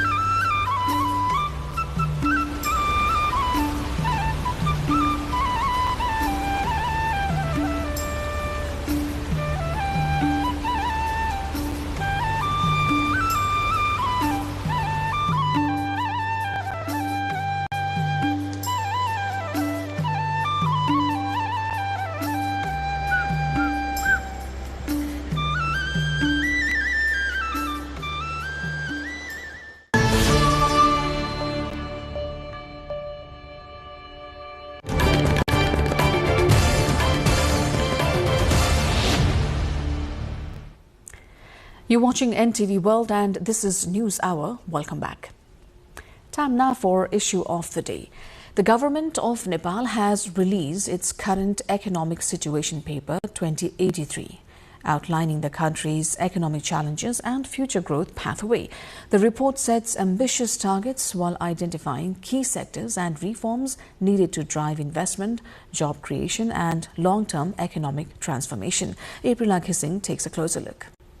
The government of Nepal has published the Current Economic Situation Paper 2083, presenting a comprehensive assessment of the country's economic, social and governance conditions. Finance Minister Dr. Swarnim Wagle said the document, released after the formation of the new government, aims to provide an objective picture of the current economic situation and serve as a guiding framework for future policy, planning and budget formulation. The report acknowledges that Nepal's economy is currently facing multiple challenges, but highlights significant opportunities for transformation. It stresses that political stability, good governance, and an investment-friendly environment could help restore investor confidence and attract both domestic and foreign investment, leading to greater production, job creation, and overall economic activity. Hydropower has been identified as a major growth driver, with the report noting Nepal's vast water resources and potential for cheap, reliable energy production to support industrialization and electricity exports for stable foreign income. Tourism is also highlighted as a strong economic pillar based on Nepal's natural, religious, cultural and Himalayan heritage. The document suggests that integrated tourism development could generate income and employment in rural areas, while improved infrastructure and service quality would enhance global competitiveness. The paper further emphasizes emerging sectors such as artificial intelligence, robotics, IT services, business process outsourcing, and digital entrepreneurship as key opportunities for the coming decade, particularly for engaging the country's youth in global markets. Agricultural modernization is identified as essential for increasing production, income, and exports. The report also proposes positioning Nepal as a regional transit trade hub by leveraging its geographic location and strengthening transport, energy, irrigation, and digital infrastructure. It calls for accelerating investment through public-private partnerships and urges channeling remittances beyond consumption into entrepreneurship, skills development, and productive sectors. The government has set an ambitious target of achieving an average 7% economic growth from the next fiscal year, with plans to raise per capita income above $3,000 and expand the economy to nearly $100 billion within 5 to 7 years. The document comes against a backdrop of slow economic growth, declining private investment, rising unemployment, increasing imports, and constrained fiscal capacity. The government has unveiled the Energy Consumption Growth and Export Strategy 2083, setting an ambitious target to generate 24,500 megawatts of electricity by the fiscal year 2092-93 through combined investment from the public, private and government sectors. The strategy includes ongoing, planned and ready-to-build hydropower projects, along with expanded focus on reservoir, semi-reservoir and solar energy developments. Key projects such as Raghu Ganga, Upper Modi A, Upper Modi and Upper Trishuli 3B are expected to be completed in the coming years. It also outlines plans for 1,000 megawatts of solar projects by 2085, alongside expansion of transmission infrastructure, including 14 domestic and 10 cross-border transmission lines aiming to strengthen supply, exports and energy trade. The government led by Balendra Shah has completed 30 days in office, marking its first month with a series of major policy announcements and administrative reforms. On the day of the oath-taking, the government endorsed a 100-point governance reform agenda and committed to implementing recommendations of the Karki Commission report, setting the tone for administrative restructuring and accountability. From the second day, the administration shifted focus toward political accountability, initiating investigations into alleged misuse of authority involving several former high-profile leaders, including former Prime Minister KP Sharma Oli and former Home Minister Ramesh Lekhak. In the education sector, measures were announced to depoliticize universities, including restrictions on political student organizations and trade unions, along with directives for non-partisan academic governance. Key public service reforms include the launch of a night bus service in Kathmandu aimed at improving urban mobility, especially for women and daily commuters. Administrative changes feature a zero pending file policy, reduction of ministries from 22 to 17, and financial reforms including revised salary cycles and cuts in fuel allowances. The government has also launched a land recovery campaign in Kathmandu and Pokhara, removing unauthorized structures from public land.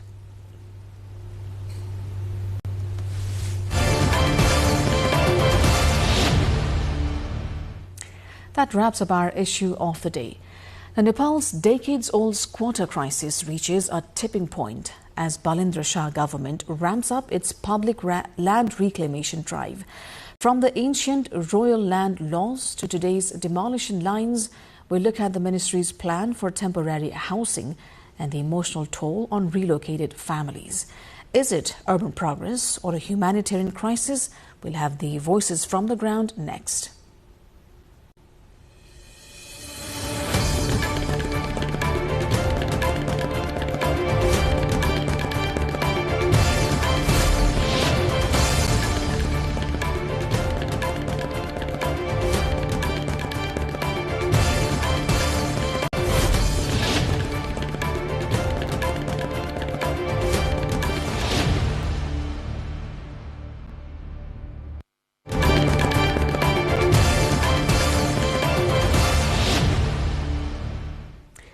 You're watching NewsHour here on NTV World. I am Sarah Sapsanamarai. Welcome back.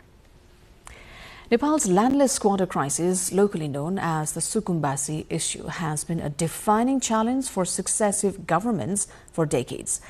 As the newly formed government under Prime Minister Balendra Shah moves ahead with an urban drive to reclaim public land, the question of who qualifies as a genuine squatter and what the path forward looks like remains a work in progress. Smithu Kising Tamang brings this report. In Nepal, land is more than a property. For millions, it is identity, security, and survival. And for those known as Sukumbasi, the landless, it has been a promise that has outlasted many governments. To address this, successive governments have constituted 13 dedicated land commissions tasked with identifying genuine landless squatters, collecting data, and facilitating land distribution. Each commission has carried the weight of that mandate. And with each change in government, the process has been revisited, reconstituted, and taken forward from where things stood. The current Commission's journey has itself been a subject of legal scrutiny. When the previous administration moved to dissolve it, Commission officials approached the court. Under the court's directive, the Commission has continued its work. Most recently, the government filed a fresh case with a hearing scheduled for April 30th. The outcome will determine the Commission's next steps.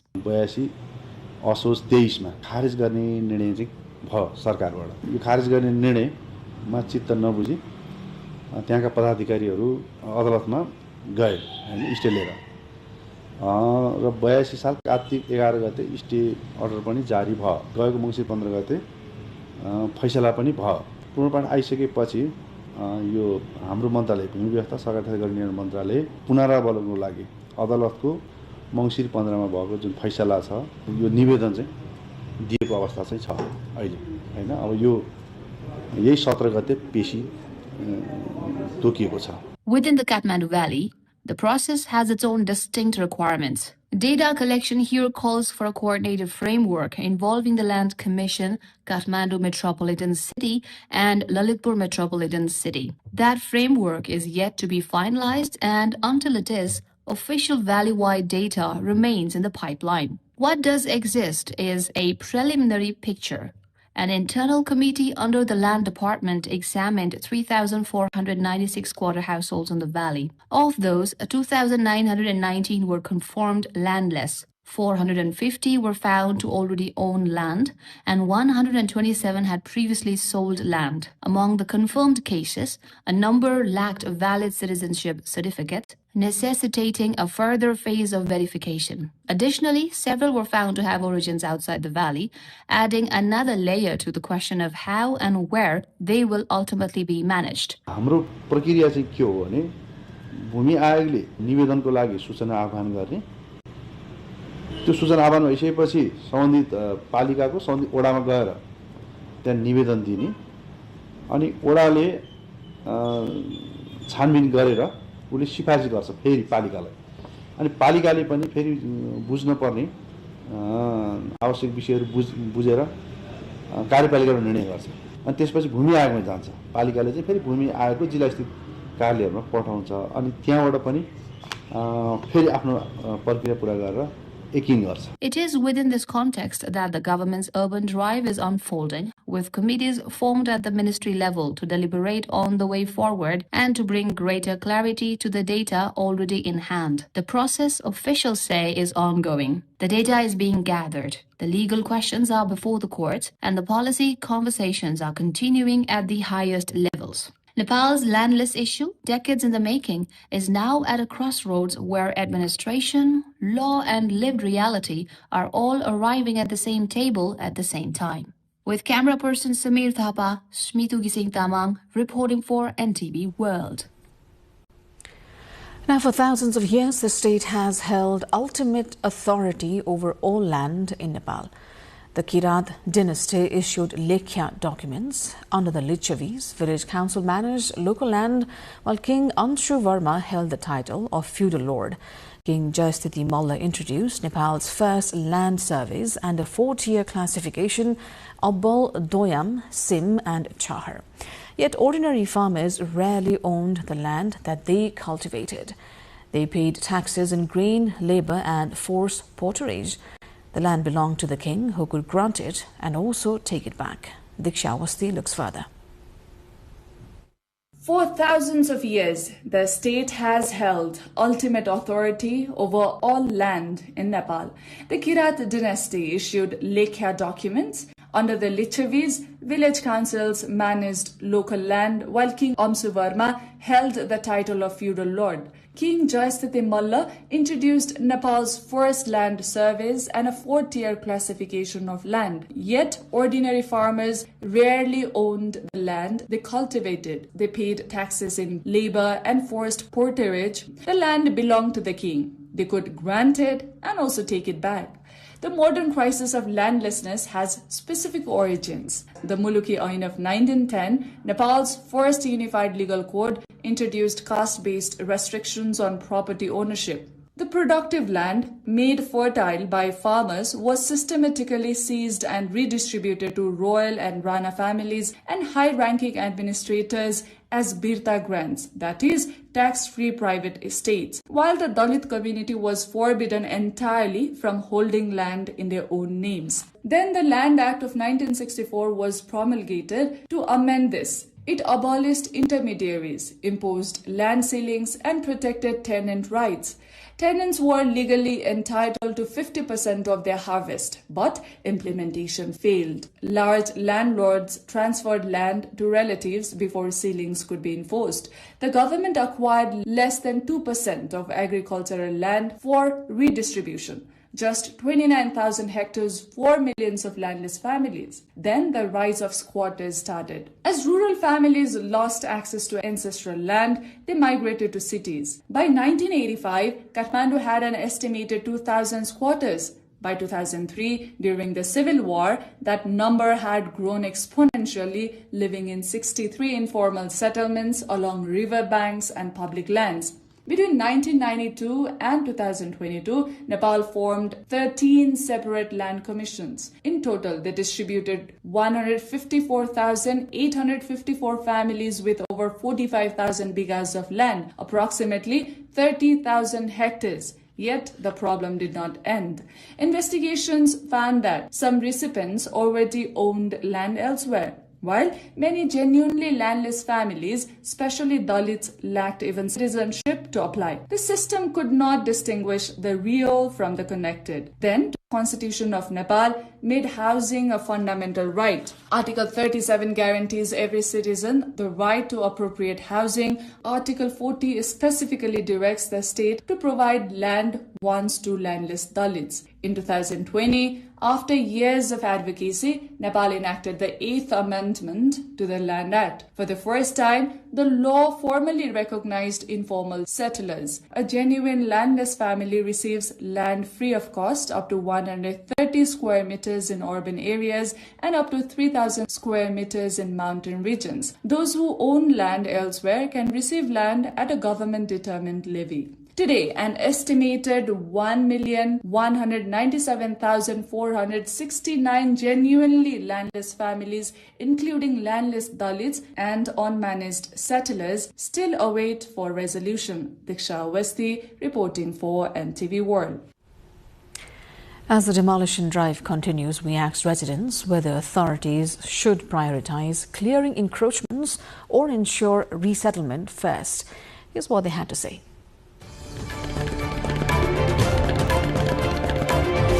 It has been previously tried to demolish those structures, but whenever such actions are tried, there are interruptions from the court and other agencies as well. So I guess it was a better decision. भत्काएर अब चाहिँ छानेर थन्क्याएको राम्रो गरेको चाहिँ ठिक छ। समस्या त आजको देखिको हैन पहिले देखिको उहाँहरुलाई एउटा पहिले पनि उहाँहरुलाई चाहिँ व्यवस्थापन गर्ने भन्ने कुरोको निर्णय भइसकेको र घर पनि बनिसकेको भन्ने जुन अहिले सञ्चार माध्यमबाट आछ हामीले चाहिँ त्यही बुझेको हो हैन त्यहाँ यदि त्यहाँ गएर बस्दाखेरि हुन्थ्यो होला भन्ने लाग्छ राज्यले पहिले चाहिँ त्यो नियन्त्रण गर्ने पुरै कब्जामा गर्ने पुरै लिने खाली गर्ने त्यो ठाउँलाई के गर्नुपर्छ त्यसलाई पार्किङ गर्ने हो कि कुनै चाहिँ हस्पिटल खोल्नु पर्ने हो कि के गर्नुपर्छ गर्ने अनि चाहिँ सुकुम्बासीको छानबिन गरेर सुकुम्बासीलाई अलपत्र छड्ने हैन उनलाई निश्चित घाँसबास कपास र शिक्षासम्मको र स्वास्थ्यसम्मको ग्यारेन्टी लिएर राख्नुपर्छ। सुरुमा त पहिला सुनिश्चितता नै गर्नु ठिक थियो तर पहिला सुनिश्चितता गरेर नै अगाडि यो प्रोसेस अगाडि बढाएको हुन सक्छ।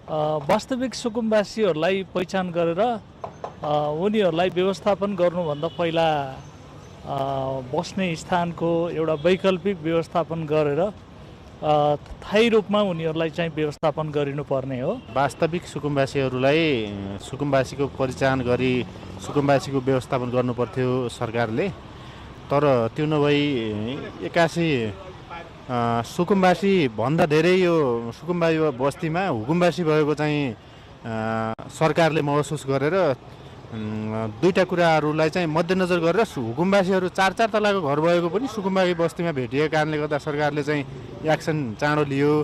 सही सुकुम्बासी हो हैन त्यसको निरीक्षण गरेर हुकुम्बासीलाई आउट गर्ने सुकुम्बासीहरूलाई राम्रो ठाउँमा स्थापित गर्ने।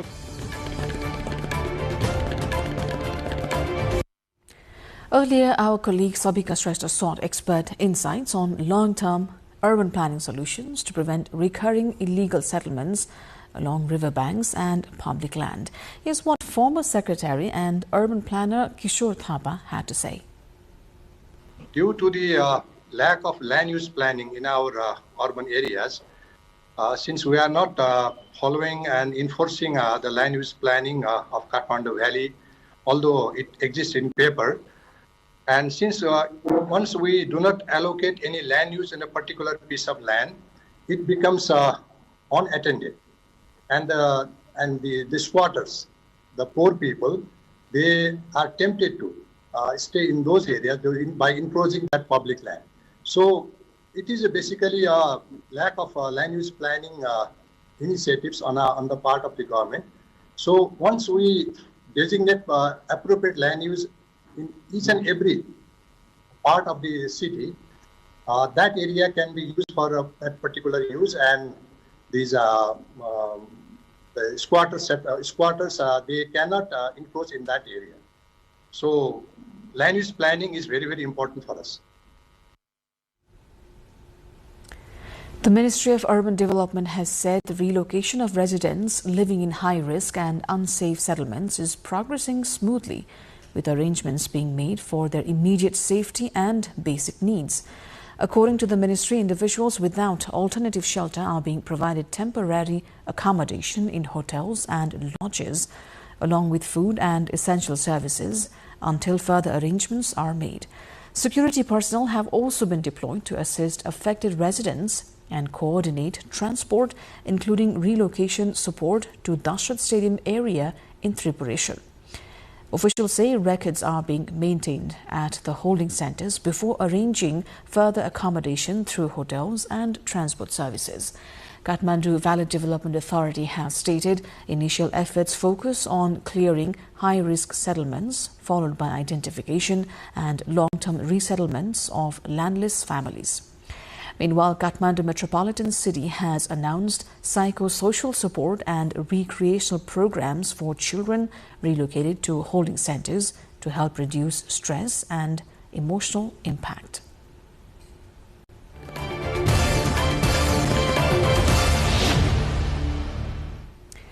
That wraps up our cover story of the day. On to other news. Chinese ambassador to Nepal, Zhang Maoming, met with Minister for Communication and Information Technology, Dr. Bikram Timolsina, at the ministry today.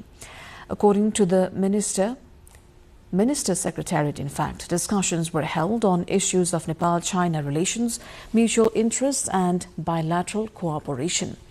On the occasion, the Chinese ambassador stated that an unparalleled opportunity was created in Nepal for socio-economic development after the formation of a strong government, and added that China was willing to cooperate with Nepal in such kinds of transformation. Ambassador Zhang shared that Nepal-China cooperation could be materialized in the areas of AI and information technology. He expressed confidence that an environment conducive for the operation of companies being run in Nepal with Chinese investment would be created. During the meeting, Minister Timolsina said that Nepal has always valued its continued cooperation, mutual interests and development partnership with China. The Supreme Court has ruled that former high-ranking officials will no longer be entitled to government-funded medical treatment abroad. A constitutional bench led by Acting Chief Justice Sapana Pradhan Malla struck down a provision that previously allowed state coverage for overseas treatment of former office bearers, including former presidents, vice presidents, prime ministers and chief justices. According to the court, the decision annuls a clause under the 2073 directive related to citizen relief and financial assistance. The ruling effectively ends a long-standing service provision, marking a significant shift in state policy on benefits for former officials. The BP highway, which had been obstructed since Saturday evening, has now resumed operations after reconstruction of temporary diversion structures. The road was blocked after floods in the Roshi River on 12th of April washed away several diversions, causing major disruption for passengers and daily commuters. Although some sections were temporarily restored yesterday, rainfall in the evening again damaged those structures, halting traffic. According to Bhaktapur Road Division Office, permanent reconstruction work is currently underway, while temporary diversions have been used to resume traffic flow. Authorities say the highway is expected to face fewer disruptions in the coming days as permanent structures under the highway reconstruction project progress. Nepal's only nomadic group, the Raute community, are known as kings of the forest, with their own distinct identity, language and culture. But what started as Nepal government's plans to attempt at social security for them now seems to have given unintended and unforeseen results in the form of rising alcohol addiction within the community. Instead of food, clothes and other basic necessities, a significant portion of this indigenous nomadic tribe seems to be gravitating towards spending the money on alcohol and other products. Vijeta Bhandari, along with our local correspondent Sushil Khadka, brings a report. The Rauti community, an endangered indigenous nomadic group of Nepal known for its forest-based hunter-gatherer lifestyle, is facing a deepening crisis as increasing dependence on government allowances begins to reshape its traditional way of life. Long identified as the kings of the forest, the Rautis have historically rejected settled living and even considered touching money a sin, sustaining themselves instead through crafting wooden goods and bartering. Recently, that subsistence-based system is rapidly eroding. Regular social security payments distributed by local governments have made cash a central part of daily life, with many community members now waiting for allowance distributions. In a recent instance, Guras Rural Municipality in Karnali Province provided 1.58 million rupees, or around $10,000 to 132 individuals, handing out around 12,000 rupees each. सबै राम्रो मिठो खानेकुरा खाने, मासु खाने, दाल तरकारीहरू किन्ने है, अन्डाहरू, दूध यस्तोहरू मात्रै किन्ने है, अनि यो सुर्ती रक्सी-सक्सीहरू किन्ने कुरामा पैसा नफाल्ने है. While the cash brings short-term relief, concerns are growing over its long-term impact. Local officials and community leaders report that a significant portion of the funds is being spent on alcohol, contributing to rising addiction within the settlement. बट्टा पाएको पैसा अब चामल खाने अब पहिला रक्सिने नै हुने चिया अब यस्तै नेपालमा रक्सिने भइदिए भए अब हाम्रो जनताहरूले पनि खान नदिने चिया नखाने चिया हामी पनि अलिअलि अब पहिला आफूले बनाएको त्यो झोल मात्रै खाया थियो आज पनि अलिकता यति एक गिलास झोल हामी पनि खाया छौं धातपुडा गरेर क्या फाइदा छ र अरूले धाच्यार फाइदा हुँदैन A single Rauti family in an average receives up to 100,000 rupees in government allowances from these funds every 4 months. Ironically, instead of improving their standard of living, this amount has increased dependency. Their ancestral skills and hard work in crafting wooden items for livelihood are gradually disappearing. Organizations such as SOSEC Nepal, which has worked in Rauti settlements for years, say the absence of a coordinated government strategy has made it difficult to address these emerging social and health challenges. अहिले राउटीहरुलाई अब यताउता जान नदियो भने पनि यिनको अधिकारका कुरा छन् यिनका संरक्षणका कुरा छन् उनीहरुलाई त्यता नजानुस् भन्न नसकिने र सबैभन्दा ठूलो नजिकको व्यापारीहरुलाई यो बिक्री गर्यो भने त्यसबेला कारबाही हुन्छ भन्ने कुरा गर्नुपर्छ जुन अहिले चाहिँ अब कर्णाली प्रदेशले यो राउटे नीति बनाउँदैछ त्यो नीतिमा त्यो कुरा हालेर अनि नजिकको प्रहरीलाई जहाँ राउटे बस्छन् त्यसको वरिपरि हामीले त्यो सन्देशहरु प्रचार गर्ने र अनि योलाई बन्द गर्ने कुरा हाम्रो अभियान चाहिँ हुन्छ. Alcohol use combined with poor nutrition is increasingly affecting reproductive health and overall life expectancy. Although the Karnali province government has introduced policies aimed at protecting the Rauti community and managing their movement through designated corridors, implementation remains limited. As a result, despite continued public spending, both the preservation of Rauti culture and the well-being of its people remain under serious threat. Bijata Bhandari, along with correspondent Sushil Kharka, reporting for NTV World. A new digital reform in public service delivery has been introduced with the launch of an e-pension system for permanent government employees in the remote Himalayan district of Jumla. The service, initiated by the Ministry of Finance, has been implemented for the first time from Jumla through the Office of the Treasury and Controller. Officials say the move marks a shift toward digitizing pension-related government services in geographically challenging regions. According to the Treasury Controller Office in Jumla, the first beneficiary of the service was a retired Agricultural Development Officer from Chandannath Municipality. The official received pension-related services under the new system as the inaugural recipient. Under the e-pension system, retired employees can now access the pension authorization, accumulated leave encashment and medical expenses through a single integrated process, eliminating the need to travel to Kathmandu for administrative procedures. Officials say the new system is expected to significantly reduce both time and financial costs for retired civil servants while improving service efficiency. The Treasury Controller Office has stated it is working further to expand digital public service delivery in the region. International news coming up next, but for now, a quick recap of the headlines.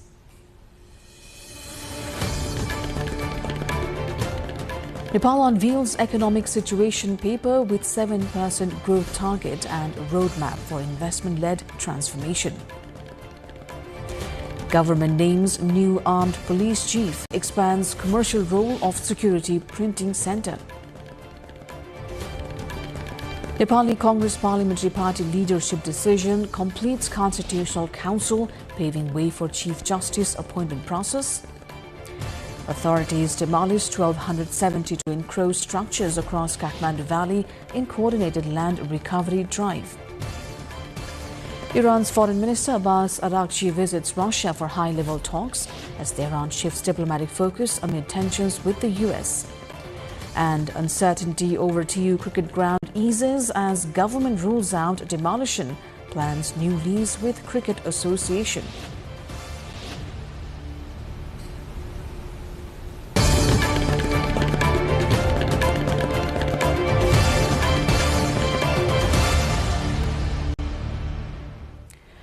Oil prices have risen after plans for a second round of peace talks between the US and Iran stalled again.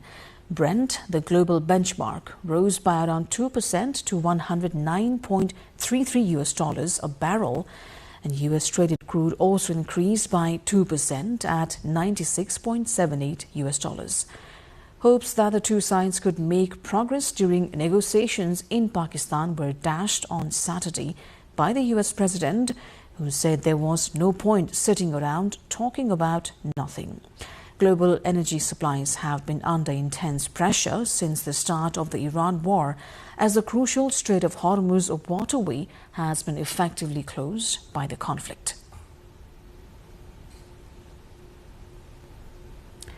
A Sri Lankan court has remanded 22 Buddhist monks arrested in connection with a major narcotics seizure at Bandaranaike International Airport, in what authorities have described as the largest drug bust in the airport's history.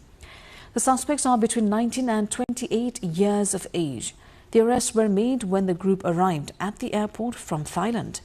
During a search, police recovered a stock of hash narcotic drugs, with the seized narcotics exceeds $11 million. The operation was carried out based on specific intelligence received by the authorities into custody had previously travelled to Bangkok. Meanwhile, the chief cleric allegedly responsible for sending the 22 robe-clad suspects overseas has also been arrested and taken into custody.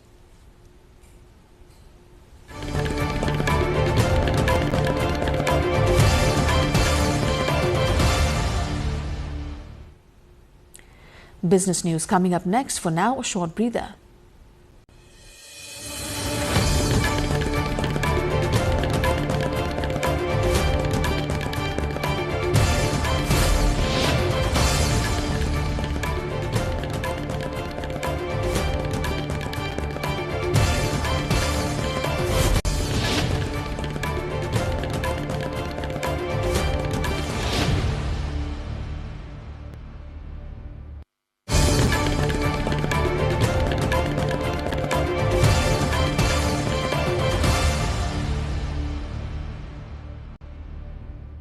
Commercial vessels anchored off the east coast of the United Arab Emirates as disruptions to maritime traffic through the Strait of Hormuz forced ships to halt transit and wait in the Gulf of Oman. Shipping activity slowed significantly along one of the world's most critical energy corridors, with delays affecting the movement of crude oil and other key commodities. The congestion raised concerns over supply chain stability and global energy markets. Maritime authorities and industry stakeholders monitored the situation closely as vessels remained on standby, with rerouting options limited due to strategic importance of the passage.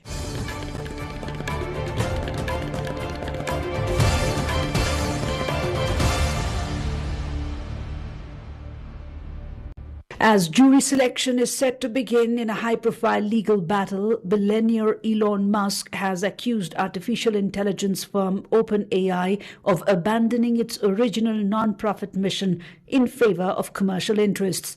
The dispute centers on claims that OpenAI, the creator of ChatGPT, shifted its strategic direction in ways that contradict its founding principles. Musk, who was an early backer of the organization, has argued that the company's evolution raises serious ethical and governance concerns.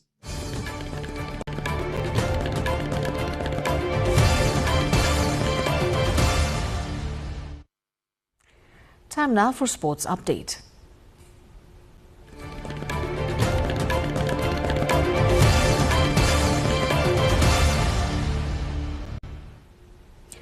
The government has restricted foreign travel for 24 officials of the All Nepal Football Association, including President Pankaj Vikram Nemwang and other office bearers and staff.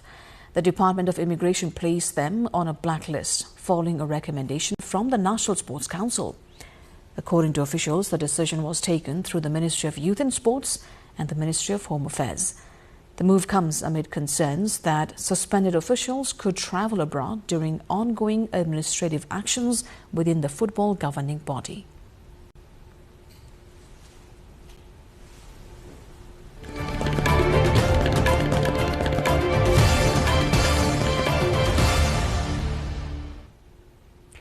Now the weather updates, first from across Nepal and then the world.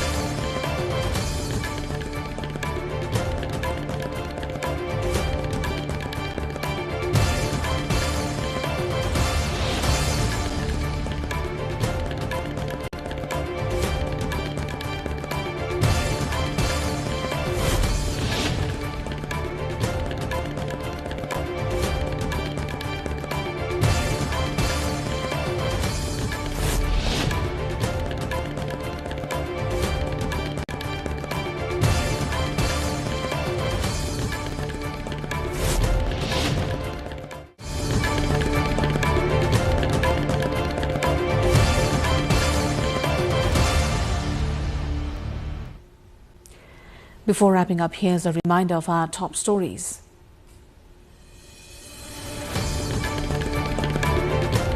Nepal unveils economic situation paper with 7% growth target and roadmap for investment-led transformation. Government names new armed police chief, expands commercial role of security printing center. Nepali Congress Parliamentary Party leadership decision completes Constitutional Council, paving way for Chief Justice appointment process. Authorities demolished 1,272 enclosed structures across Kathmandu Valley in coordinated land recovery drive. Iran's Foreign Minister Abbas Araghchi visits Russia for high-level talks as Tehran shifts diplomatic focus amid tensions with the US. And uncertainty over TU cricket ground cases eases as government rules out demolition plans new lease with Cricket Association. That brings us to the end of this edition of News Hour here on NTV World. Do join us through our social media and also visit our official website nepaltelevision.com. I'm Sarah Sapsanamarai. Thanks for staying with us. Good night.